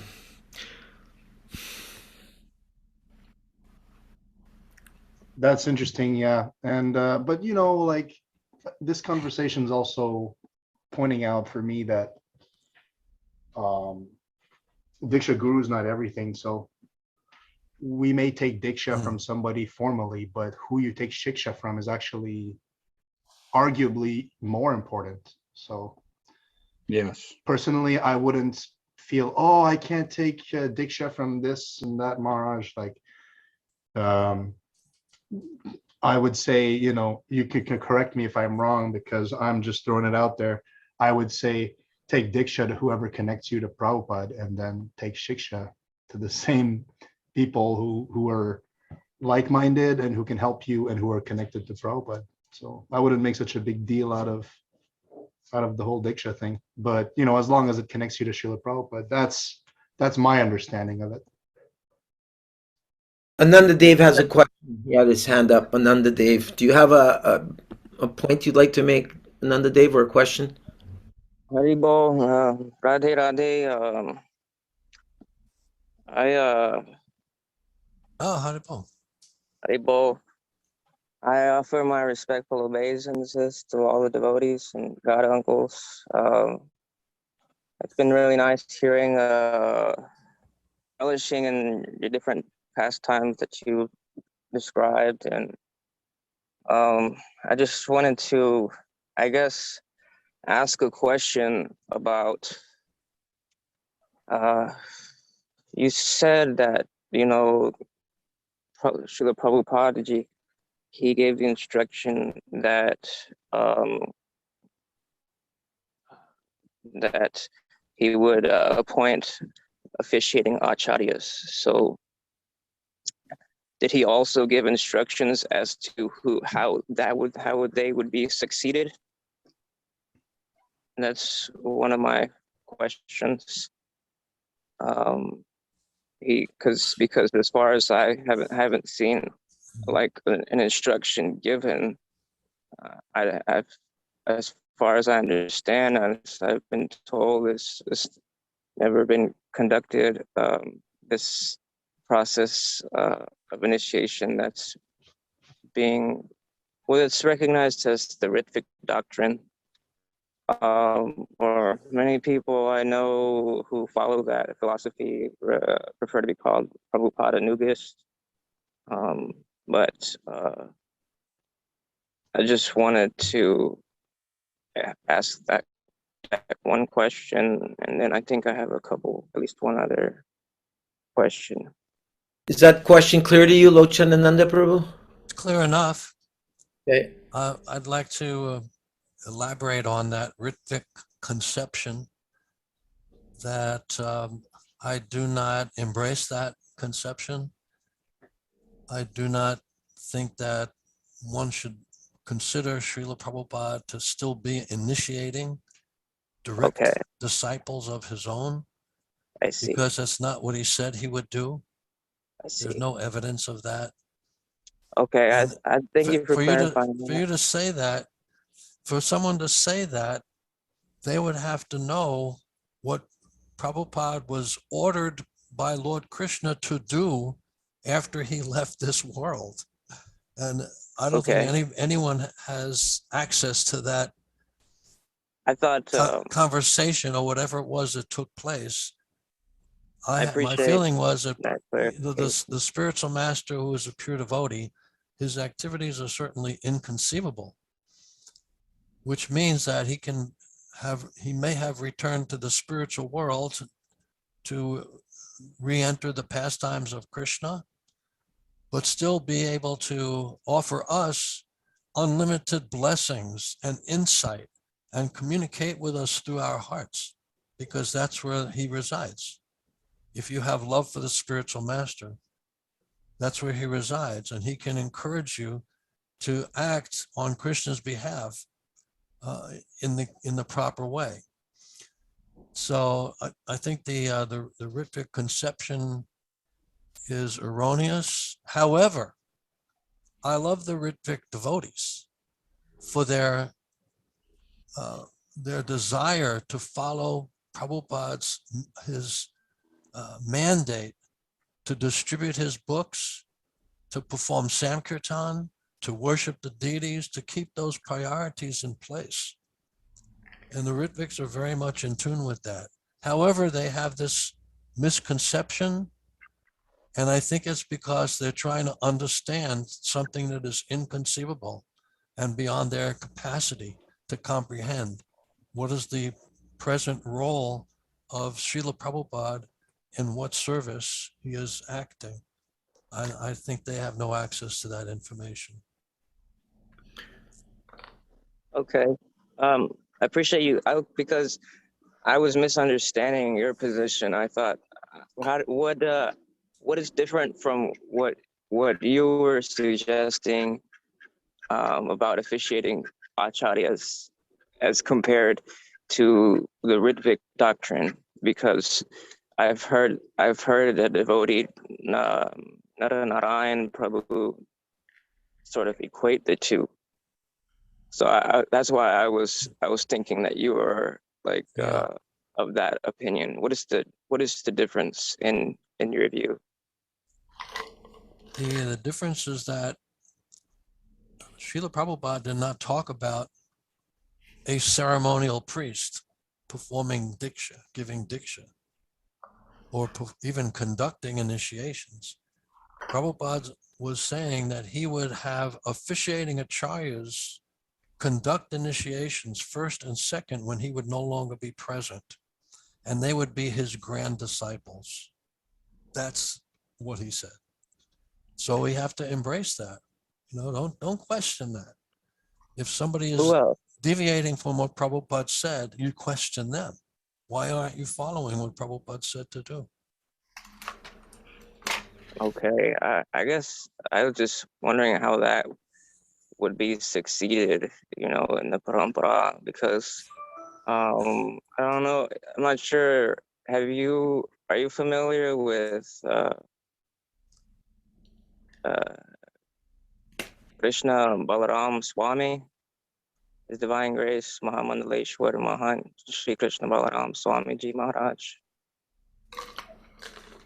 I know. He's a Vrajavasi. He was Yeah. Prabhupada's only Vrajavasi disciple. He's our God. Yes, Oh yeah.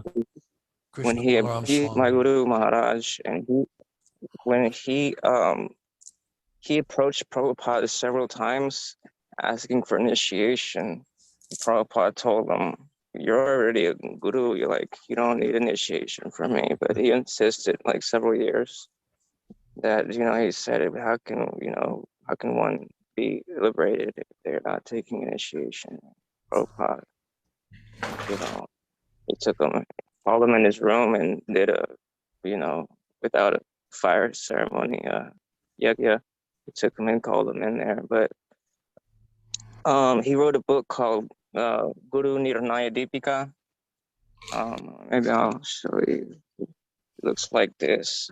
Can you see it? Hold on. There's certain philosophical. Is there a certain philosophical point you're trying to present from him? Yeah. He gives information, describes on what are the qualifications of who can.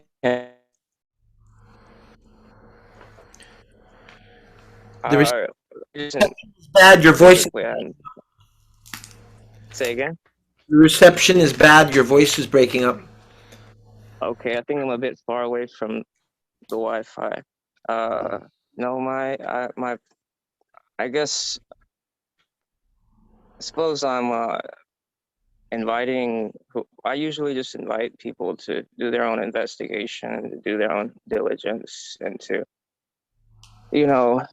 there's plenty of information about ISKCON and how so many fall downs and deviations and all these things are going on. And Why are you making reference to Krishna Balaram Swami? What's the point regarding him? well, I mention him because I invite people to do their own investigation and to do diligence as to, it's important to find a qualified guru. I don't feel that we should sort of make a small thing of the Diksha initiation, but I was kind of just curious if you guys were familiar with him, because I asked him in 1983 or 84, he came to the Toronto temple. I said, Maharaj, I was in Prabhupada's quarters. I said, what do you think about so many God brothers leaving for Srila Bhakti Rakshak Sridhar Maharaj's ashram? They're having difficulty serving in ISKCON with our 11 gurus. And he said, well, if your father's house has a hole in the roof, is the solution to move into your uncle's house? That was the exchange I had with him. I see. So at that time, he was advocating loyalty to remain in ISKCON and to serve in ISKCON. But some God brothers say, well, ISKCON left us, or ISKCON left ISKCON. You get all kinds of responses. Locanananda Prabhu, do you want to respond? My response right now is about something else, having to do with the GBC's misguidance of the devotees that are in their care, or that they have dominion over, in a certain sense, that they're supposed to be guiding and instructing and engaging in service. And the way they have embraced this vaccine mandate, when just recently there was a group of 17,000 medical professionals and physicians that signed a request for a moratorium on the distribution of these vaccines, so-called vaccines. And the GBC is completely oblivious to all of this that's taking place. And I'm wondering, if they're enlightened, Why aren't they enlightened about this? Why are they objecting when devotees present the science and the statistics? The death toll is amazingly understated. The number of severe injuries is understated. The number of miscarriages, the number of patients with myocarditis, pericarditis, thrombosis, all kinds of emboli, blood clots, neurological disorders, personality disorders, and on and on. I saw a list today that was discovered. It had been transmitted by Pfizer to the FDA, and it looked like hundreds and hundreds of adverse effects that they anticipated, and a mortality rate of 3% that they anticipated. So if you want to do the math, let's say 100 million people were vaccinated. What's the death toll? 3 million people. 3 million people. Maybe not immediately, maybe not right after, within a week or 2 weeks, but eventually. And the GBC, they can't even tie the adverse reaction to the injection. They're completely bewildered. They're blind. They're in illusion. How can a guru be in illusion? How can a leader of a spiritual movement be in illusion? This is a very good question. And you know, what they'll say is that these are external considerations, they're material, they're politics, you know. So they'll equate it to politics. But yeah, I totally agree. It makes no sense. Politics means you have different camps, different sides to an issue. Yeah, so a pro side and there's a pro-vax side and there's an anti-vax side. So in that sense, it's politics. Yeah. So you're allowed to have a personal choice, but we're not allowed to instruct you on that because we don't take sides. Well, that's not what Prabhupada said. Prabhupada said that if you're walking on the roof and you're coming near the edge and I yell at you, hey, look out, don't take another step. And then you look at me and you say, why are you blocking my movement? But if I didn't tell you, if I didn't give you that warning, then that's on me. That's my defect. That's my lack of compassion.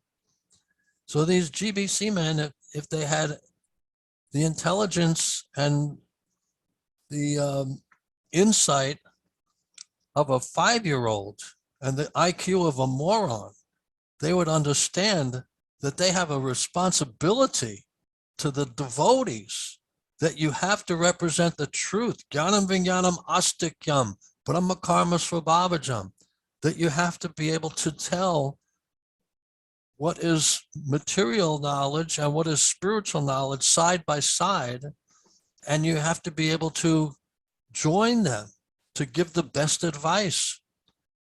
Otherwise, what you're doing is just as criminal as a person administering the jab, or the person who's manufacturing it, or the person who thought it up, or who made the original gain of function experiment. Totally, yeah, totally. How can you do that? How can you do that? How can they do that to us? Devotee was asking me this question, you know, what is the reaction for leaders who promote but unknowingly, so they don't know? But my answer was that, you know, these people killing cows and selling cows and cooking and eating cows, they are also doing unknowingly, but Bhagavatam says they get full reaction. Well, what Srila Prabhupada said about that was that Krishna is everything. If you are the knower of Krishna, you are the knower of everything. And it's expected that you will know about everything. And if you're a leader, you have an obligation to know. It's not that you remain ignorant and then continue to be in a position of leadership. You have an obligation to those who are your juniors. Well, the GBC should have a new slogan. 'Tis folly to be wise, where ignorance is bliss. That's their new credo. Hare Krishna. Terrible. Yeah, And they there's won't listen to also us. We have all the statistics, the numbers, the cases. We have a lot of information. We have the testimony of geniuses like Vladimir Zev-Zelenko, like Carrie Madej, like Peter McCullough, and so many other great authorities in that field. But why are they not able to be convinced? They think otherwise. And they don't think it's their responsibility. That's what it is. They don't have compassion. They have never had a family that they had to take care of and be responsible for. May I suggest that they're taking their marching orders from somebody else? You want to name names? It's not necessary. We see every political leader, right? When the whole thing came down in 2020, every country in the world did the same thing. Now that doesn't happen by chance. There's somebody calling the shots, and who has a lot of leverage over people, require them to do that. So, again, Felina Princite. And all we have to do is connect the dots a little bit, and we can understand these things don't happen by chance. The GBC are not foolish men. I know many of them. They're intelligent guys. But why are they doing the wrong thing? Felina Princite. Somebody else is calling the shots. and not only that, but now we see everybody's just talking about Ukraine. So one week it's this, one week it's that. There's this new meme, that says, I support the current thing. And we can see this is true everywhere, even within ISKCON, And I mean, not to say we shouldn't have compassion, but just pointing out that while we're being distracted with this conflict, we're forgetting what was going on a few weeks ago and what everybody was concerned about a few weeks ago. And meanwhile, the demons, they're pushing more and more laws that actually impede our freedom, unnoticed. It goes unnoticed because everybody's distracted with the new thing. So to me, like just reading Prabhupada's books, I picked up the 10th canto that I'm reading yesterday, and the first verse I read was this verse with this purport saying,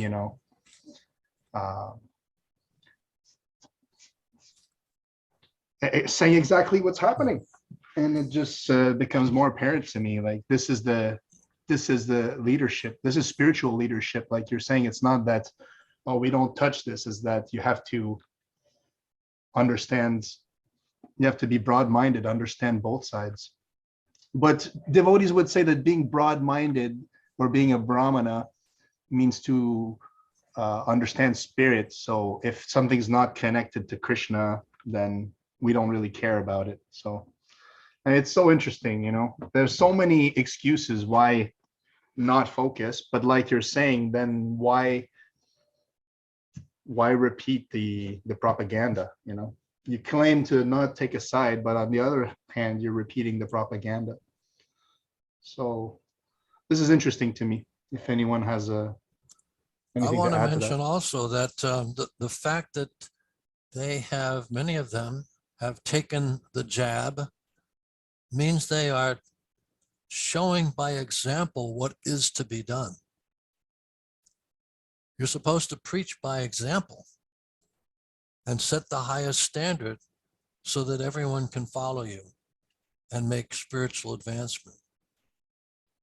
Not that you take the jab and advance towards AIDS, autoimmune deficiency syndrome, which is what the result will be eventually, or cancer, or neurological disorders. Devotees need protection too, because we have this material body.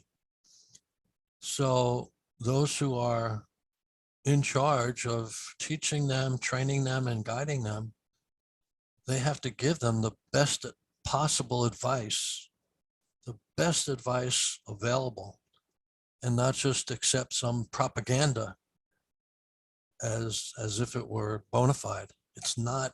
The people behind it are powerful demons. They have no compassion. They have no mercy. They have no interest in the welfare of human society. But devotees must have that. And if whoever is leading the devotees must have it more than anybody. We should recognize that this is a program of genocide. And devotees are supposed to be para upakara, right? Do good for others. We have to, it's our duty. If we consider or think of ourselves as the brahmanas who are supposed to be guiding society, the whole world becomes our praja. Their interest should be our interest. And if we see that the demons are engaged in genocide, we have an obligation to act.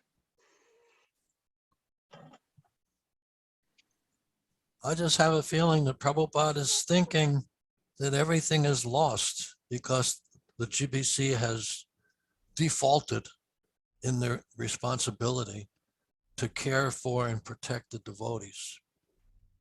We see in New Zealand when the devotees did, as Daneshwar Prabhu is describing, showing that para upakara spirit to go and take a stand with those who were begging for their jobs back, begging not to be injected, begging not to have their children injected by this Jacinda character. The GBC, one of the GBCs in New Zealand recently put out a video.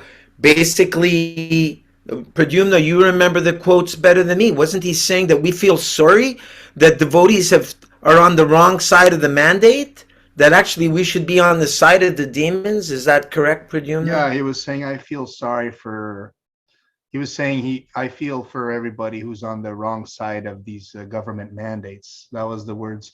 And also preaching pragmatism. So the idea is that if you're not pragmatic, then, and if you just go against the government, then they'll just find an excuse to shut you down. But my argument is that that's not actual pragmatism. The real pragmatism would be to act in a way that doesn't escalate that far, because we know very well where this leads, to banning the Sankirtan parties, to burning Prabhupada's books, to all these things, including hunting devotees down eventually. So this is not that we just play nice until they attack us directly. We have to, in my opinion, we have to stop that we have to prevent that from happening as much as possible. So when you get a chance to stand up for freedom, that includes freedom of religion as far as I'm concerned. So I don't see an issue there. It's all very twisted, in my opinion. It's very sad to see devotees being instructed like that. But what do you guys think? Yeah, I wanted to point out in history, it was in 1982, there was a strain of Tylenol that had some potassium cyanide in it, and it was spiked. And 7 people in Chicago died from taking the Tylenol. The company that made it was Johnson & Johnson. And how did they deal with that? Did they say, oh, that's not even 1/100th of 1% of the people that took Tylenol? No, they shut it down and they recalled 31 million bottles of their product because 7 people had died. So they were acting responsibly then. Now they're acting in the most irresponsible way. The big pharma, they think they can get away with murder, and that's exactly what's happening. This is, as Prabhu mentioned, this is genocide, and everyone is targeted. And everyone is now distracted also. this is like, oh, we stopped talking about this. Now we go to the next thing. And meanwhile, this is still going on. Don't forget, this is still going on. Yeah. And another thing is that there are in these gain of function laboratories, and it's not just Wuhan, but there, that whole form of research is illegal in the United States, but there are in other countries also, I think even in the Ukraine, gain of function laboratories. And they have a plan to introduce every year at least 2 viral infections that become pandemics. And they have as many as 100 of those viral DNA combinations ready to go. I mean, how do you think they got it done so fast? It was ready to go when they created this warp speed project without safety testing. Prabhu, I'd just like to jump in, excuse me. The WHO, World Death Organization, they are now discussing someplace, I don't know how this is going on, but that the WHO, in the event of some global pandemic, will become the controllers of every country in the world. I'm not stating that exactly correctly, but there's something to that effect where every country is going to be under the control of WHO. And this is an extremely dangerous thing. It's going on now. At various places on the Telegram, you can find persons who are discussing this. So that's just one item. And we're probably about to quit. I just want to say tomorrow I'm giving a lecture to New Zealand devotees, 2:00, about, and my subject is going to be, what is ISKCON? So if anybody, I made some mention about this today. If you'd like to, I invite you to please join us tomorrow. The link is on my Facebook page. Thank you very much, Locanananda Prabhu. I just want to thank you for everything you said. You're a wonderful, faithful devotee of Srila Prabhupada, and I hope we have much more association. I'm sure we will. I'm looking forward to that. And I always tell Gaura that Dineshwar Prabhu is glorious in what he has proposed in his books, and the way he thinks. It's totally on the transcendental platform. Congratulations, Prabhu. Thank you. And Gaura too. He's a very dear friend, and we have a lot of talks together where we express what is in the deepest recesses of our hearts, and we're helping each other. I hope devotees will feel that exchange of great affection amongst the God brothers, to see how devotees can really relate in a very positive way and help each other to advance in Krishna consciousness. I also wanted to thank Pradyumna Prabhu for being here to always help out and let us get this message out, and also to contribute his own thoughts. He's a very responsible person. I appreciate that. Ramanath Sukha Prabhu, I think you were working on a book about Tribhuvannath. Were you doing that? No, that's not me. Oh, no? I heard about that. Ramanath Sukha Prabhu is dedicated to inspiring devotees to realize that we need all the help we can get, and therefore we shouldn't forget about asking for the help of Lord Shiva. If I could speak, look, now's not the right time. It's coming to an end, but yeah, the way, if I can just in a nutshell, I see the COVID topics coming to an end. Okay, now is a shift into what's happening in Ukraine with this real threat of nuclear exchange hanging over our heads. It's there. And that's a wake-up call to all ISKCON devotees. Well, Daiva Varnashram, okay, that's a big topic. Now, just to put my ideas into a nutshell, I was discussing just very briefly with Dineshwar the other day. Objectively, the most successful Daiva Varnashram community is what Shivaram Maharaj is doing in Hungary. And there's one aspect to that devotees don't talk about, and that is he has a functioning Gopishwar Mahadev Shiva Lingam there on the property. And that's a big topic, but to me, that's certainly a large part to his success. We can learn from him. So are we going to, like, you know, not do anything about Daiva Varnashram until the bombs start dropping? You know, I mean, the whole world situation, the geopolitical situation is a much more serious situation, you could say, than COVID right now. And that's got everyone really freaked out. And the devotees are naturally freaked out too, for good reasons, what to do. So I'm looking at this whole Daiva Varnashram angle a little bit differently. Yes, it's about cows and farm communities, but it's also about properly integrating Lord Shiva, other devatas as well, Durga, Ganesh, but specifically Shiva, to help us in these times of crisis. And the main way was Shiva, if you really understand the tattva, he's a destroyer of ahankara and false ego. And, you know, I mean, there's plenty of ahankara and false ego in the Hare Krishna movement. Really? Really? We're just talking about the GBC. Yeah, really? I would like to mention that during the shutdown, the lockdown, when I was not able to attend the temple program, actually, you know, I was banned from the local temple for more than 20 years because they thought I was sympathetic to the Ritvik concept, which I never really embraced. But it was enough for them to, you know, either out of paranoia or jealousy or whatever it was.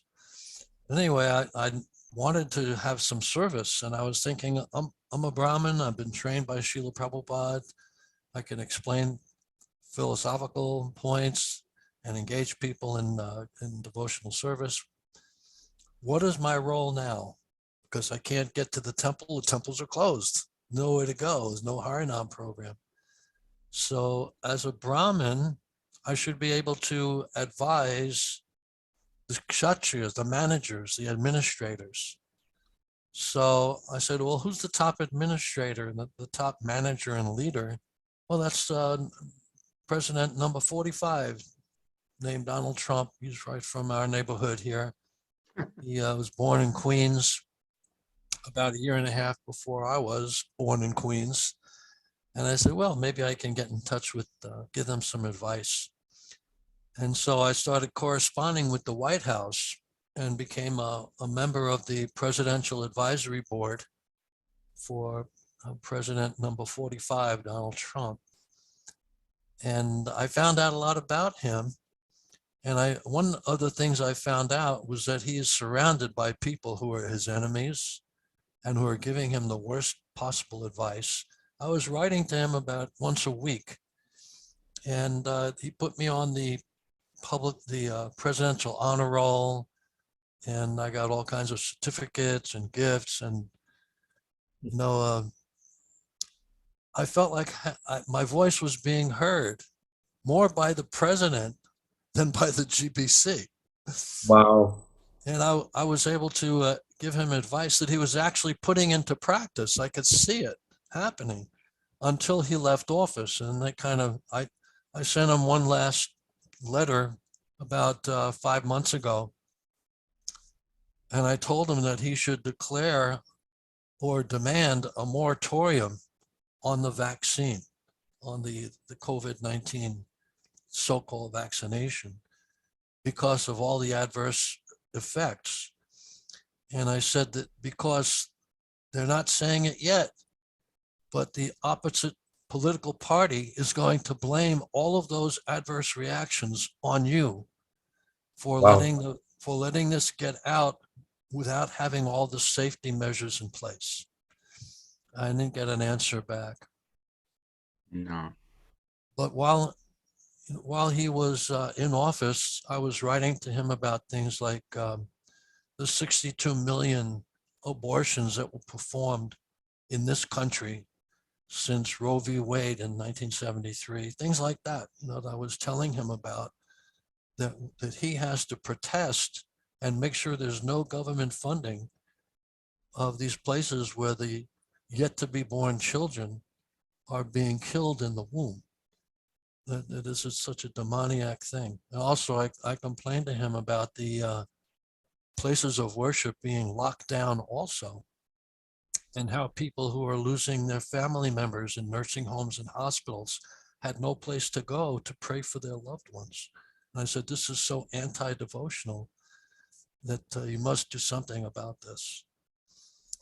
Anyway, I'll see what happens. He's going to run again for sure.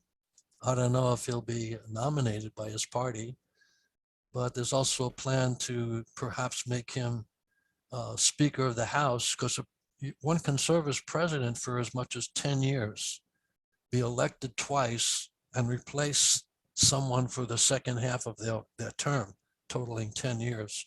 So we'll see what happens there. As far as the nuclear weapons, they've been here for a long time. Prabhupada was saying very soon, 50 years ago, he was saying very soon the war will break out.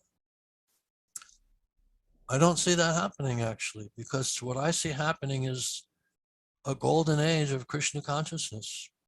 And Prabhupada said that if we continue to distribute books in the United States will not be bombed. And the devotee said, what about Russia? And he said, well, if we distribute as many books there as we do here, they will not be bombed either. So Prabhupada was really leaving it up to Krishna. He said that Krishna changed his mind because the war did not take place, and Krishna can change his mind again under the present circumstances. Can I say a little anecdote about that? Go ahead. My first trip to Russia, I met one young devotee whose grandfather was a commander of a nuclear submarine in the 60s. And he said the grandfather, they were waiting off the coast of America to launch missiles for World War III. One day they get a call to come home, World War III is canceled. So fast forward 30 years, grandson becomes a Hare Krishna devotee, and grandfather's reading Prabhupada Lilamrita.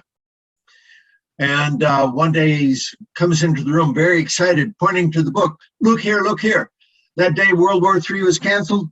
That's the day that your guru stepped foot in America. Wow. Wow. Praise the Lord. Jai Prabhupada. Incredible. It's so interesting what you just said, Locanananda, because I've been hearing the talks, the one talk specifically where Prabhupada speaks about World War III, and he says, after America finished and Russia finished, especially after Russia will be finished, like the preaching will be very nice. So he did seem to allude that there would be nuclear weapons used, and that Russia would be finished, and that America would be finished. So hearing you say that is interesting, because the war could take another turn and be fought on a different plane than that. But it's still interesting that Prabhupada made those predictions, and he made the predictions about the radiation in the soil and all these things. So I'm just wondering if you could elaborate a bit on that, because I found it interesting what you just said. Yeah, well, I know that Prabhupada said that to us, you have your plan, I have my plan, and Krishna has his plan. Of course, we think that Prabhupada would be completely aware of Krishna's plan, but Krishna is a biggest swarat. He's fully cognizant and fully independent, which means he can change his plan at his free will. So if he sees that the devotees are increasing Sankirtan by multiples, I'm saying that we can do 10 times the amount of book distribution, prasadam distribution, kirtan parties and outreach, home programs, college preaching, dioramas, that we can do all of that with the good leadership. It's all about good, vigilant, intelligent leadership. And devotees should really, I think, should feel that we can change the course of history. Things are not going to happen because the Sankirtan movement is holding back the tide of Kali Yuga, just like the moon holds back the ocean tide. So that's the feeling that I have. I can't say for sure, but I know that there's danger of an EMP, electromagnetic pulse, which could be detonated 30,000 feet above the surface of the earth, somewhere over the middle America, and burn out the entire electric grid. That could happen, but not if the Sankirtan movement is really pushed. Prabhupada said he wanted it to double every year. He wrote to me. He wrote to me that a Japanese philosopher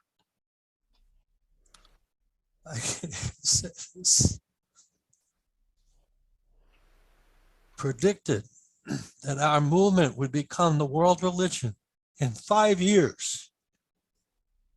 He wrote that to me while he was still president, of course. I can't remember exactly when. I think it was maybe in 1977. I was in Amsterdam. And he was writing to other devotees as well, but he was saying 10 years. But he told me 5 years. Maybe he was trying to put a fire under me to get things moving. He also said at New Mayapur that he said, if we have 4 projects like this in Europe, our movement will take over the whole continent. Wow. That's what he said. So that's why I'm very optimistic. GBC or no GBC, it doesn't really affect us that much. If we have the will to succeed, to please Prabhupada, we can do it. Just with this one group of devotees, we can do enormous things. And it will attract Krishna's attention, I guarantee it. Thank you so much for attending this conference call. And I just got carried away at the end. Thank you for getting carried away. As long as the communists don't come to carry me away. No, the Vishnu Dudas will. Oh, really? Thanks a lot for your blessings, Gaura. I thank you very much to everyone for coming, sharing your thoughts, and the mutual affection and inspiration that went on today. And look forward to having Locanananda back again another time.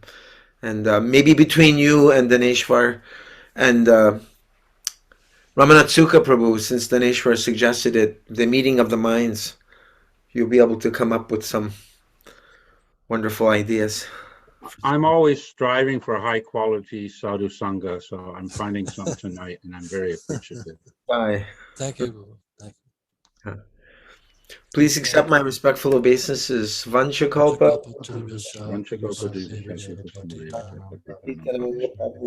Vaishnavebhyo Namo Namaha. Srila Prabhupada ki Jai. Hari Bol. Hare Krishna, Krishna Krishna, Hare Hare, Hare